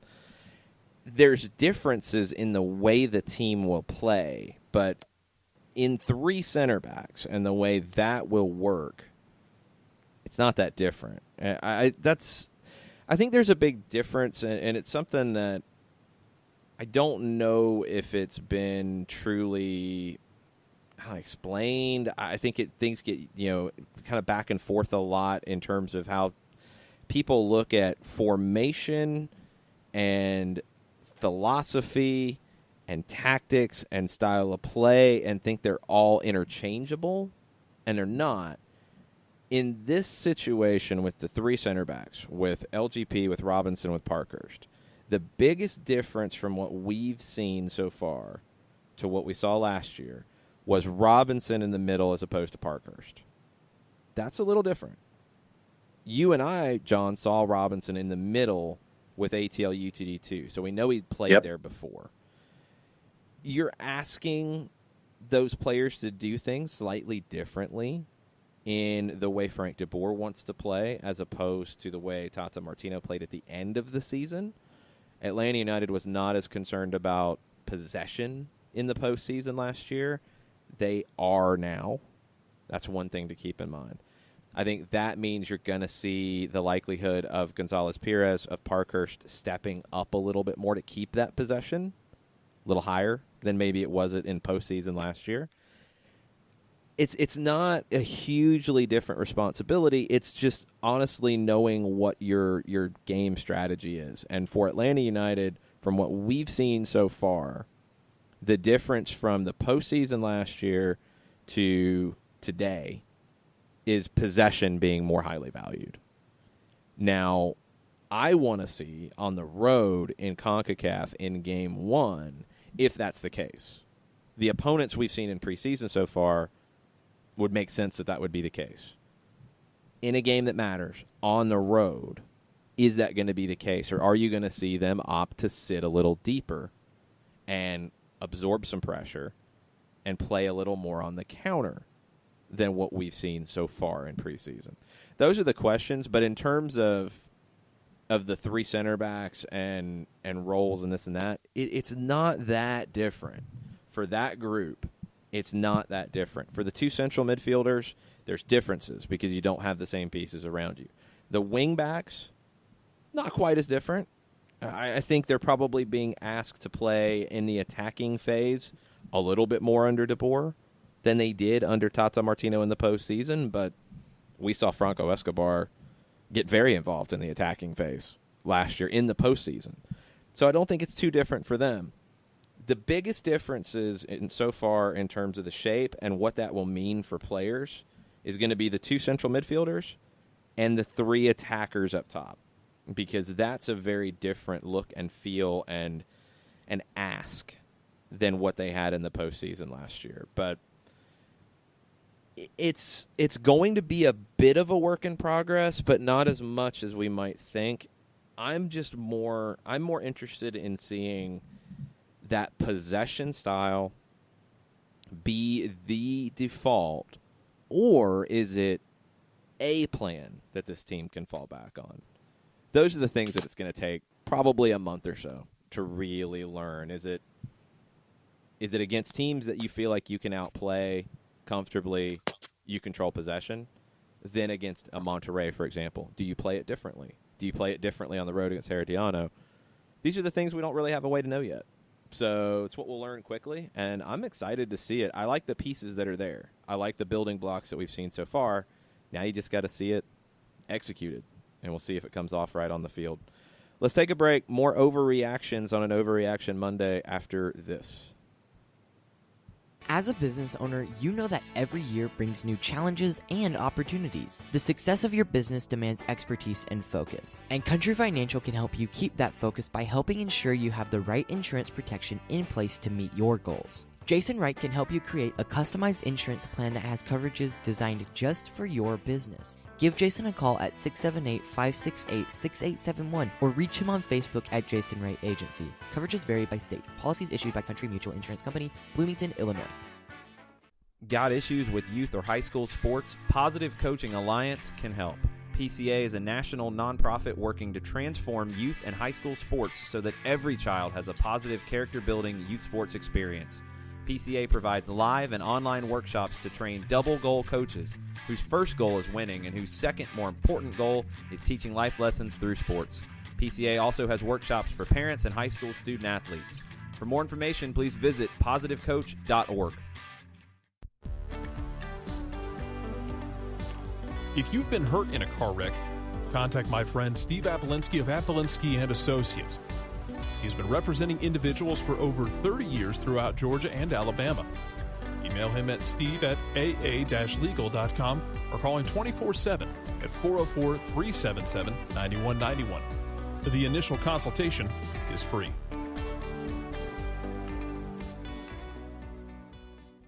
I adopted Bento in 2010 from a shelter. This cat makes me make art. He's always motivating me to draw pictures of him. He just is motivating artistically. He's my best friend, but a lot of people know him as Keyboard Cat. Keyboard Cat, YouTube star and shelter pet. Amazing adoption stories start in shelters. Start yours today. Visit theshelterpetproject.org to find a pet near you. Brought to you by Maddie's Fund, the Humane Society of the United States, and the Ad Council. Welcome back. Overreaction Monday. Soccer Down here, February 18th. Can we agree that I think the biggest criticism across the board on the new kit is the back? Is that what most people are frustrated about? Well, that, and I think probably the number of stripes, even though people are sitting there and pointing out that the crest still has 5. Yeah, I think the stripe thing has went away. I haven't seen as much of that since it came out. It's been the back and the way the back works. Josh Eisenberg, not a fan, but he points out that the Night Navy LA Galaxy secondary kit does the same thing. There's a block where the name and number goes on the back and the stripes continue at the bottom. Their stripes are, I guess it's the glitchy thing that Adidas is doing these days, where it's stripes, but it's not completely solid stripes because it looks like the shirt didn't download. I don't know. I'm not a fan. I don't like that. The back, Digi camo or whatever they call it.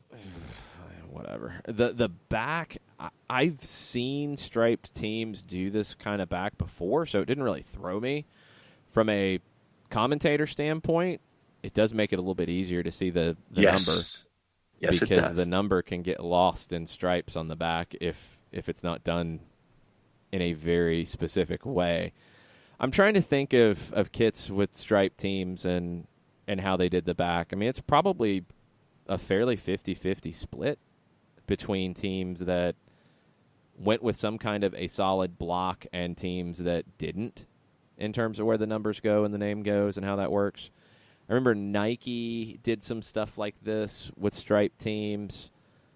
I'd have to go back and look at Chivas kits or Inter kits or AC Milan kits to see how they did the back, but I'm going to guess it's about a 50-50 split. Yeah. So honestly, I'm completely cool with it because I've seen it in other places. It didn't send me for a loop like it did other folks. Yeah, it didn't. I mean, I've seen these situations where it's like the stripes continue and it's a block. I do like the explanation that people are trying to get going, which I will fully support, that it is an homage to Tata Martino's cape. Yes. It's not. Yeah. But I'll take that story. I'll take that one. Yep. That works. Yes. But we'll see if that actually sticks. Yeah, these things are pretty typical, I think, for kit releases. People like things, people don't like things. There's a lot of rabble immediately after the release, and then things kind of change as it goes. The Peach kit, I wasn't a big fan when it was first released. It's a secondary kit, so I wasn't too wrapped up in it. It became a pretty standard part of Atlanta United's wardrobe last year, and I got to where I really liked it. So I thought it was a good look. I think that's typical, though. Unless it's a really poorly designed uniform or kit or jersey or whatever aspect of it you don't like, I think you kind of come to love it if you love that team because you think of the memories of your team in that specific kit. I think that's usually how it plays out. Or if you only have bad memories in that kit, then you just truly hate it. The Nike Pro Combat Georgia uniform that they wore, I think, against Boise in one of the kickoff games. This was a little while ago. It was when they were doing those futuristic, goofy things from Nike, and Georgia wore a really weird combination. It was all red with a chromed out helmet or something. I don't remember. They lost, and they looked bad doing it, and they looked bad just in pictures, too. They looked bad on the field. They looked bad before the game. I didn't like that uniform at all. See, and I like the concrete and cherry pie kit. Yeah, I did, too. I even liked it with the white shorts, which people really got worked up about. I actually preferred it with the white shorts, I think. Yeah, because, I mean, with the concrete shorts, it just kind of looked like... No, they didn't have concrete shorts. They had the red shorts. Was it the red shorts? Yeah.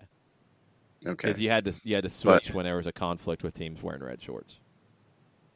But, no, I mean, for me, you look at the concrete and cherry pie outfit, and I know that some folks would sit there and they'd run their mouth and go, well, it just looks like they didn't wash it properly, or they washed it with darker colors.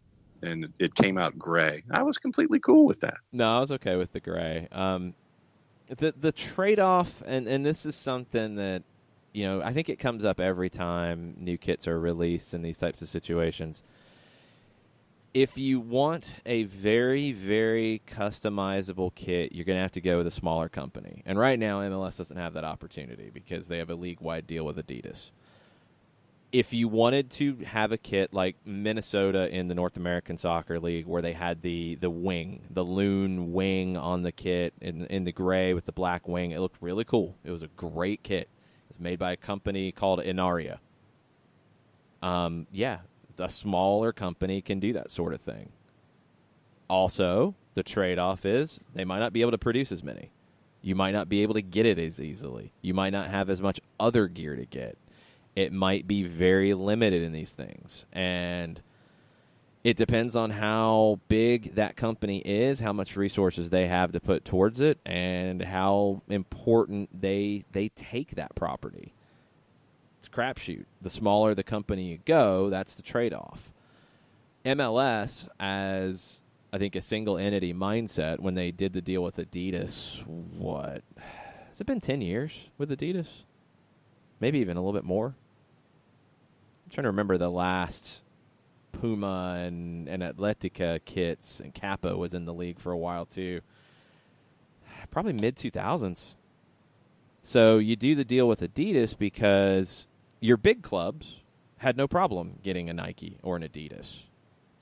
Your smaller clubs were struggling, and you were seeing clubs go to Kappa or Atletica and then have trouble getting the kits in to sell, have trouble getting other gear to sell.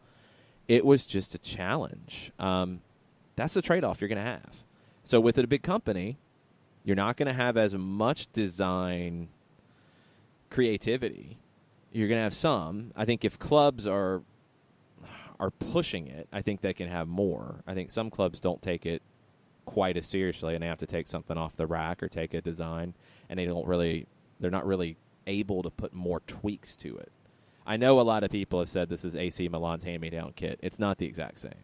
There were some changes to it. So that's an issue. That's a big issue. And it's $700 million for a contract with Adidas. And there's that. And there's money to be made. So that's what you got to do. First partnered with the league in 2004 was Adidas. Oh, wow. It's a little bit longer than I thought. I didn't know it was quite that far back. And the new extension commits more money to Generation Adidas as well. Yeah. There's definitely other things that affect it, but when you look at all of the gear you can get with the Atlanta United logo on it, or whoever your favorite team is, that's the trade-off. And you might get a kit that has some similarities to others because that's how the design goes, and it might have to be designed further out, and teams who are not, on top of it might have to take a more basic kit. That's the trade-off you have. It's like most things. I don't know if there's a perfect situation. Maybe there is that perfect mid-level company that you could do a deal with. You could be very creative in the design. They would be able to take it very seriously and pump out all kinds of gear for the fans to buy. Maybe that's there. I don't think it's there for everybody in the league, though, and that would be the problem. So the other thing, too, and it's been interesting, like with my history with soccer in the streets and working with kids in areas that are not coming from a soccer background, when we were able to get a smaller company to give us stuff. I'm trying to remember an example. We did custom kits one year. We did blue and black stripes. We looked like Inter Milan because our colors were primarily blue. So we did blue and black stripes. We got them custom made. It was just a local printer did them. Okay, yeah, it wasn't a big deal. The next year, we were actually able to get some Adidas kits donated. Actually, we just got some Adidas jerseys donated, and we had to go get the shorts and the socks to go with it. And they were plain as anything. They were white, just white kits with the Adidas logo on it. The kids went crazy for it because it was Adidas. That credibility does factor in a little bit. Yeah. And, I mean, when someone can sit there and at a grassroots level sit there and say that they've got Adidas on their back, or they've got a insert brand name here on their back, that does play into the idea of having something that's there. It's Adidas over Admiral, or not slamming Admiral or anything like that, but just levels of development and things like that. But no, I mean, especially for young kids, brand name plays a lot into what you're wearing these days. It's a sense of pride. Yeah, I'm wearing something from Adidas. I'm wearing something from Nike. I'm wearing something from Admiral. It's just how it is. Yeah, it does factor in. I wonder when this deal comes up again if Nike throws a lot at it. I wonder 2023. Yeah, Nike's got the U.S. national team right now, too, and I don't know how long that deal runs. I wonder if Adidas is looking at the national team like, I'd really like to get in on that. And if Nike's looking at MLS and saying, I'd like to get in on that.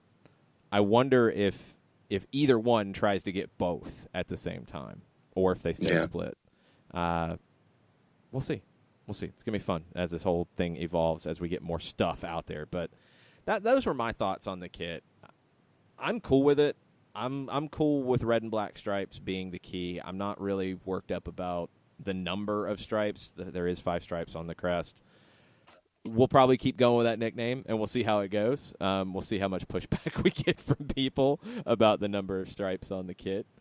But I like it. I love the Red Sox. That's the part of it that I was like, ooh, that was what I was the most excited about. So little things that we like in kits, little things that we don't like. I think all in all, it's going to be okay. I've liked all the new off-the-field stuff. The polos have a weird red line across the chest again, which last time they didn't have the red line, but they had a seam. Now it's a red line on the seam. I'm not a big fan of that one. But the jackets, the training gear with the red Adidas stripes, the plain black jackets I like. There's another one where Adidas has got something written down the shoulder all the way down the sleeve on jackets that looks pretty good. I'm cool with it all in all. I'm cool with the trade-offs you have to make because we've seen the alternative at times, and it wasn't a great situation that way either. We'll take one more break. We're going to come back with your final overreactions on an Overreaction Monday right after this. Today's show is presented by Appolinsky & Associates, personal injury lawyers with over 30 years of experience, supporters of Atlanta United, Faction, and Inter-Atlanta Youth Football Club. If you've been hurt in a wreck, contact Steve today at steve@aa-legal.com or call in 24/7 at 404-377-9191. The initial consultation is free. A ranger station. I'd like to report a bear hug. Okay. I put out my campfire and Smokey Bear hugged me. So you drowned the fire, you stirred it, drowned it again, and felt that it was cold? Uh-huh. Yep, he's just letting you know you did good. Bear hug from Smokey Bear. Status update. I'm gonna let you go now. There are many ways to start a fire, but one sure way to put it out. Learn how you can do your part at SmokeyBear.com. Sponsored by the U.S. Forest Service Ad Council and your state forester. We know that every driver is different, and a one-size policy does not fit all. That's why Country Financial offers a variety of discounts, so you get the coverage you need and the savings you deserve. From good driver to good student, multi-policy to multi-car, we've got a discount to suit every driver. Call Jason Wright at 678-568-6871 today to see what you could save. On Facebook at Jason Wright Agency or by phone at 678-568-6871. Discounts vary by state. Policies issued by Country Mutual Insurance Company, Country Preferred Insurance Company, or Country Casualty Insurance Company, Bloomington, Illinois. Every hiring manager knows that a company is only as good as the people it's made from. So where do you find the best people? That may surprise you. Meet the grads of life. Young adults of unique determination and experience. An ideal fit for your company in an entry-level position, internship, or even mentorship. They might not have every qualification you typically look for, but they're exactly who your company needs. This is talent worth knowing about. Go to gradsoflife.org to learn how to find, cultivate, and train this great pool of untapped talent. Brought to you by the Ad Council and gradsoflife.org.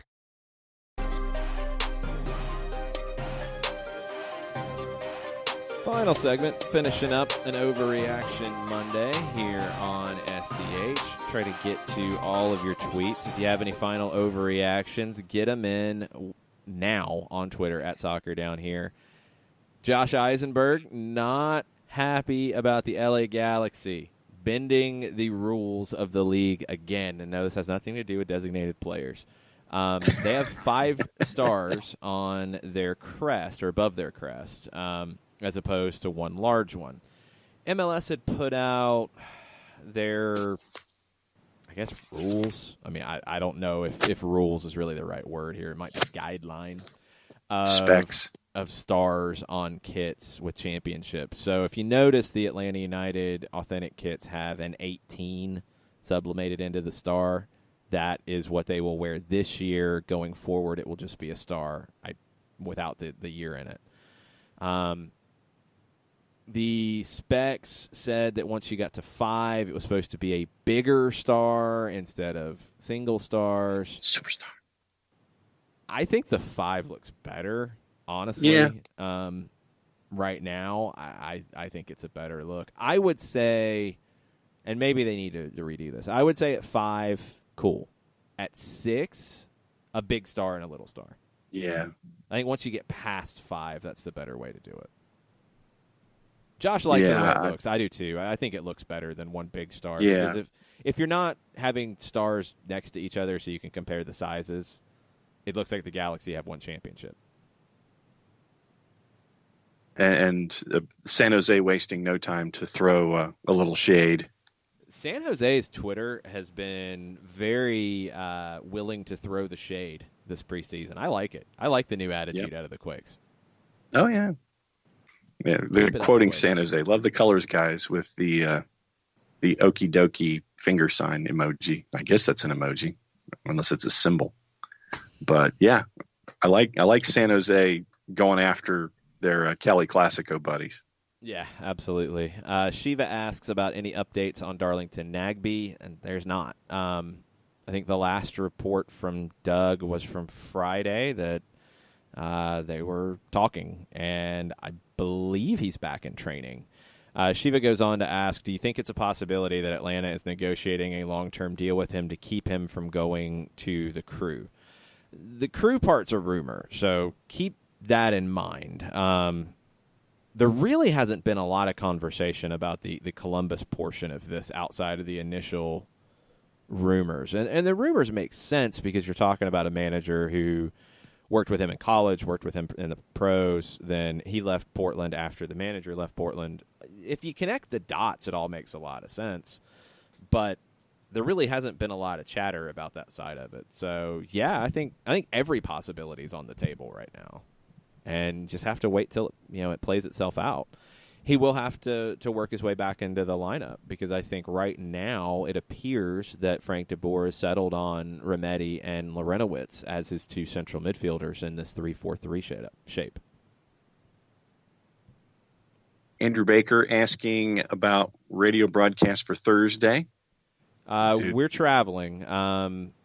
It looks like everything is a go to broadcast from Costa Rica. I think we have enough backup plans to where if plan A is not going to work early in the day, that we have a fallback and we have a couple different ways to navigate it. So it's going to be an adventure, but we will be there to call it on Thursday.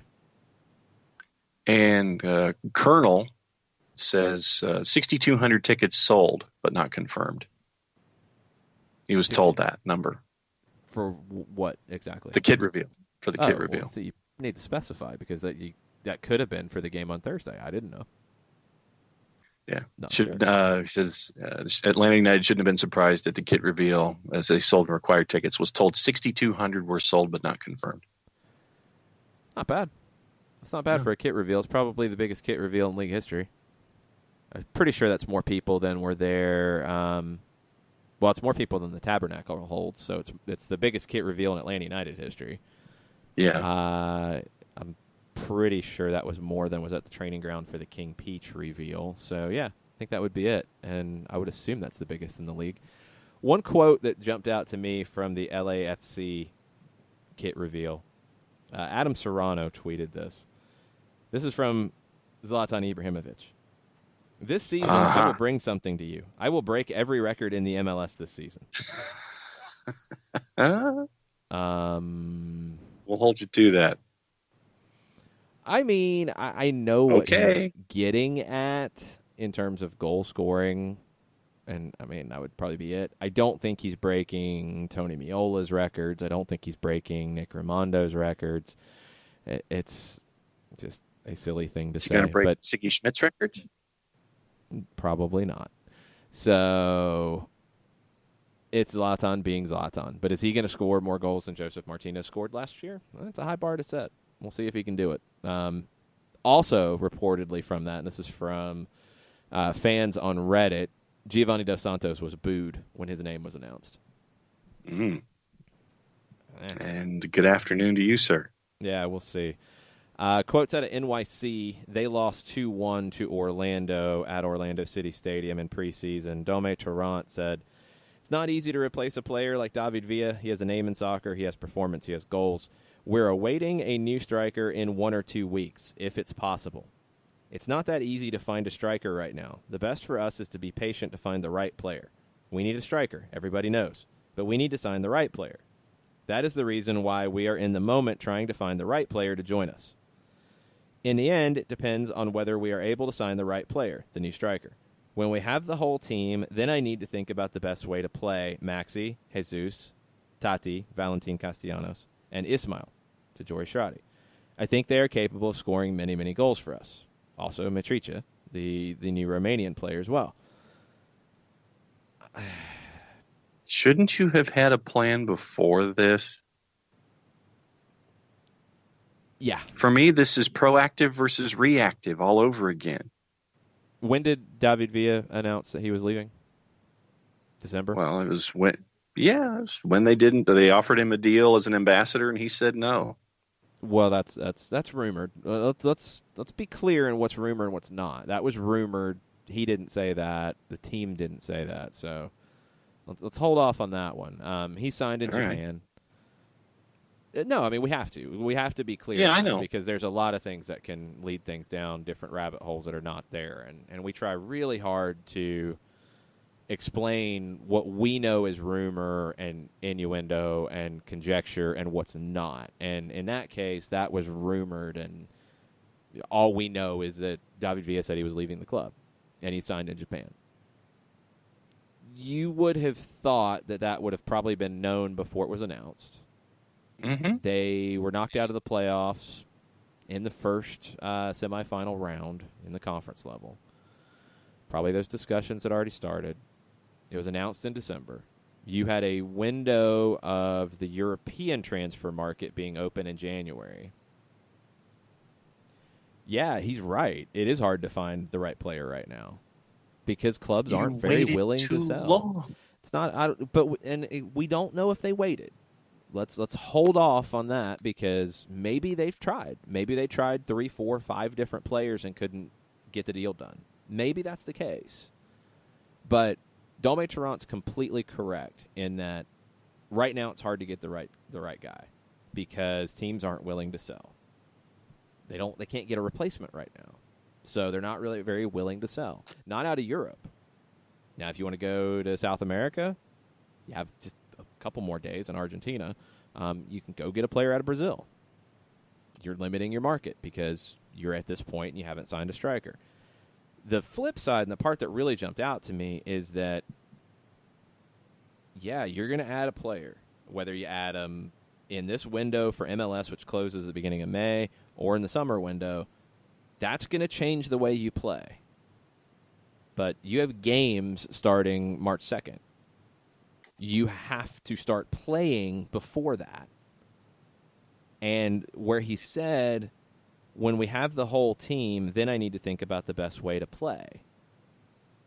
One, he is not going to be able to get new striker, Maxi Morales, Jesus Medina, Valentin Castellanos, Ismael Tajori-Shradi, and Mitricha into the team. They're not all going to be able to play together.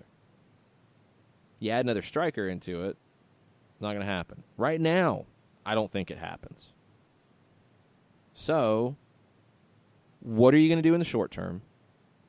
What are you going to do in the long term when you have a striker, even if it's going to be, okay, the style might adjust a little bit to accommodate a new person.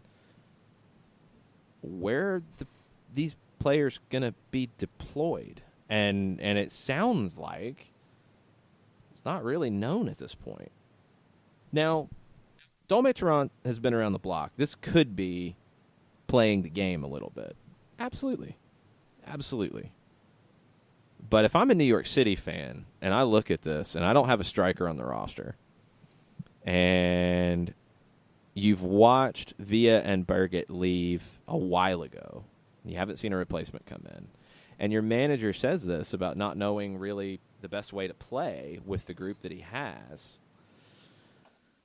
I'm a little worried. Mm-hmm. I'm a little worried about it. So, I don't know. We'll see what happens with New York City. I think Matt Doyle made his bold prediction that they would not make the playoffs. I'm not necessarily disagreeing with that just yet because there's a lot of questions about it. They have talent. Tajori-Shradi, I think, is a very, very good player in this league. I think Jesus Medina can be. Maxi Morales is one of the top players in the league. Castellanos, I don't really know what he's gonna, where he's gonna fit.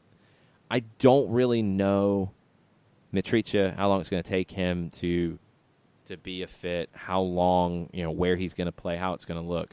I think he has the talent. And then the striker, we don't know yet. So, are you gonna have enough defensively behind whatever your attacking group is, with Alexander Ring, with Alexander Callens, with Maxime Chanot, with Maltarita, Ben Sweat, Anton Tinnerholm? Is that enough? Do you have enough balance? I don't think you do without Yanel Herrera. So the striker's one issue, the number 8 box-to-box next to Ring is the other.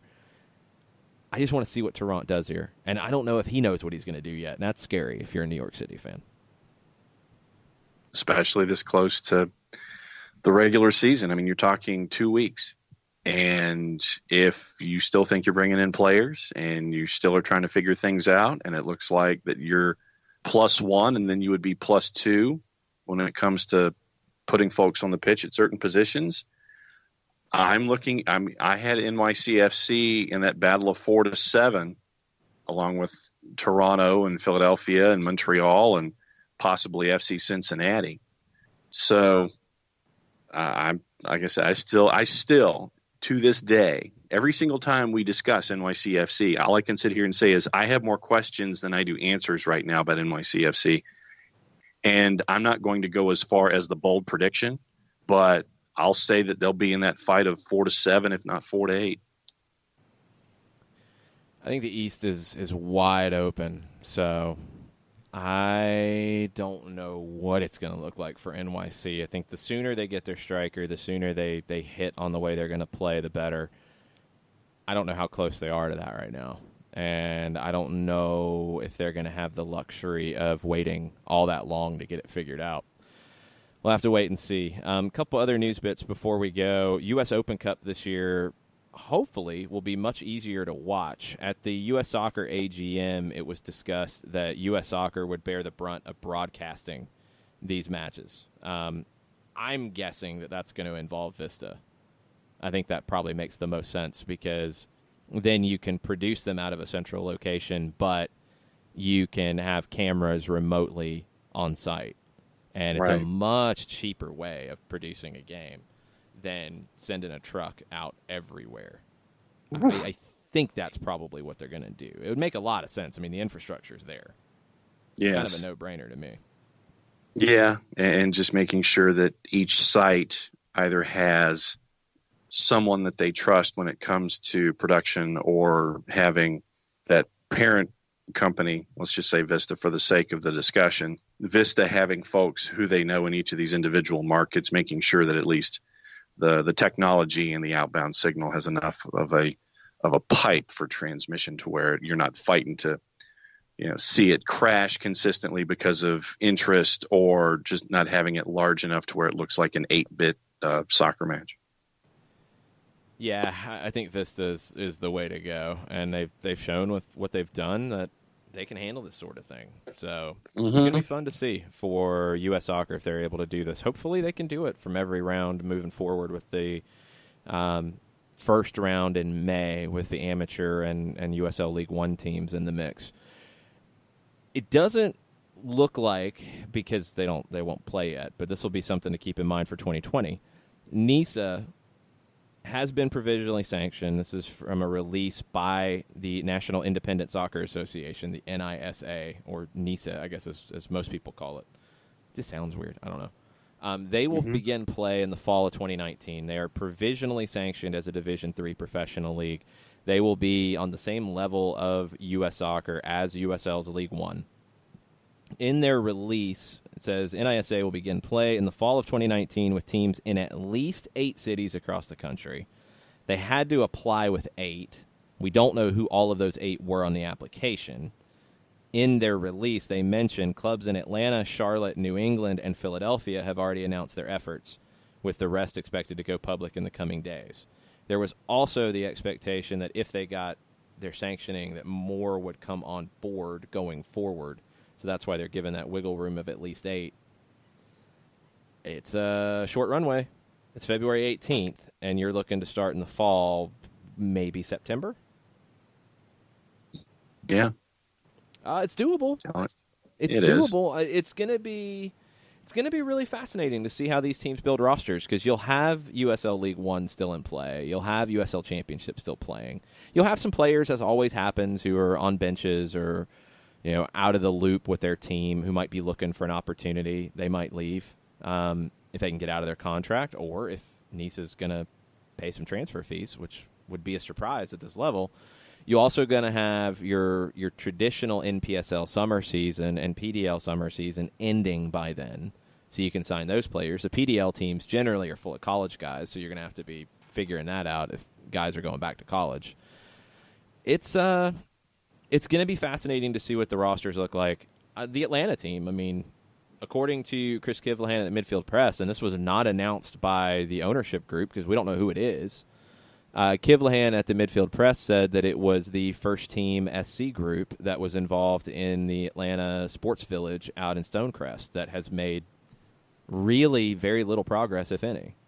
There was an article in the Atlanta Journal-Constitution a few months ago talking about the lack of progress, and everybody was pretty quiet about what was going to happen next, if anything.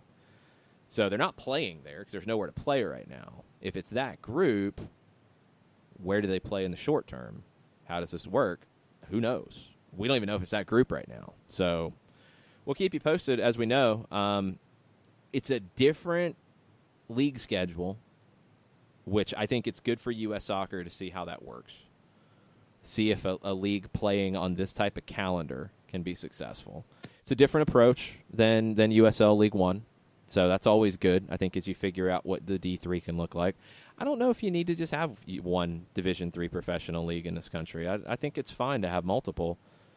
Just want to see what the differences are. What are they offering that is different to an ownership group than USL or the NPSL Pro that is going to start with the Founders Club? How is this going to look different than that?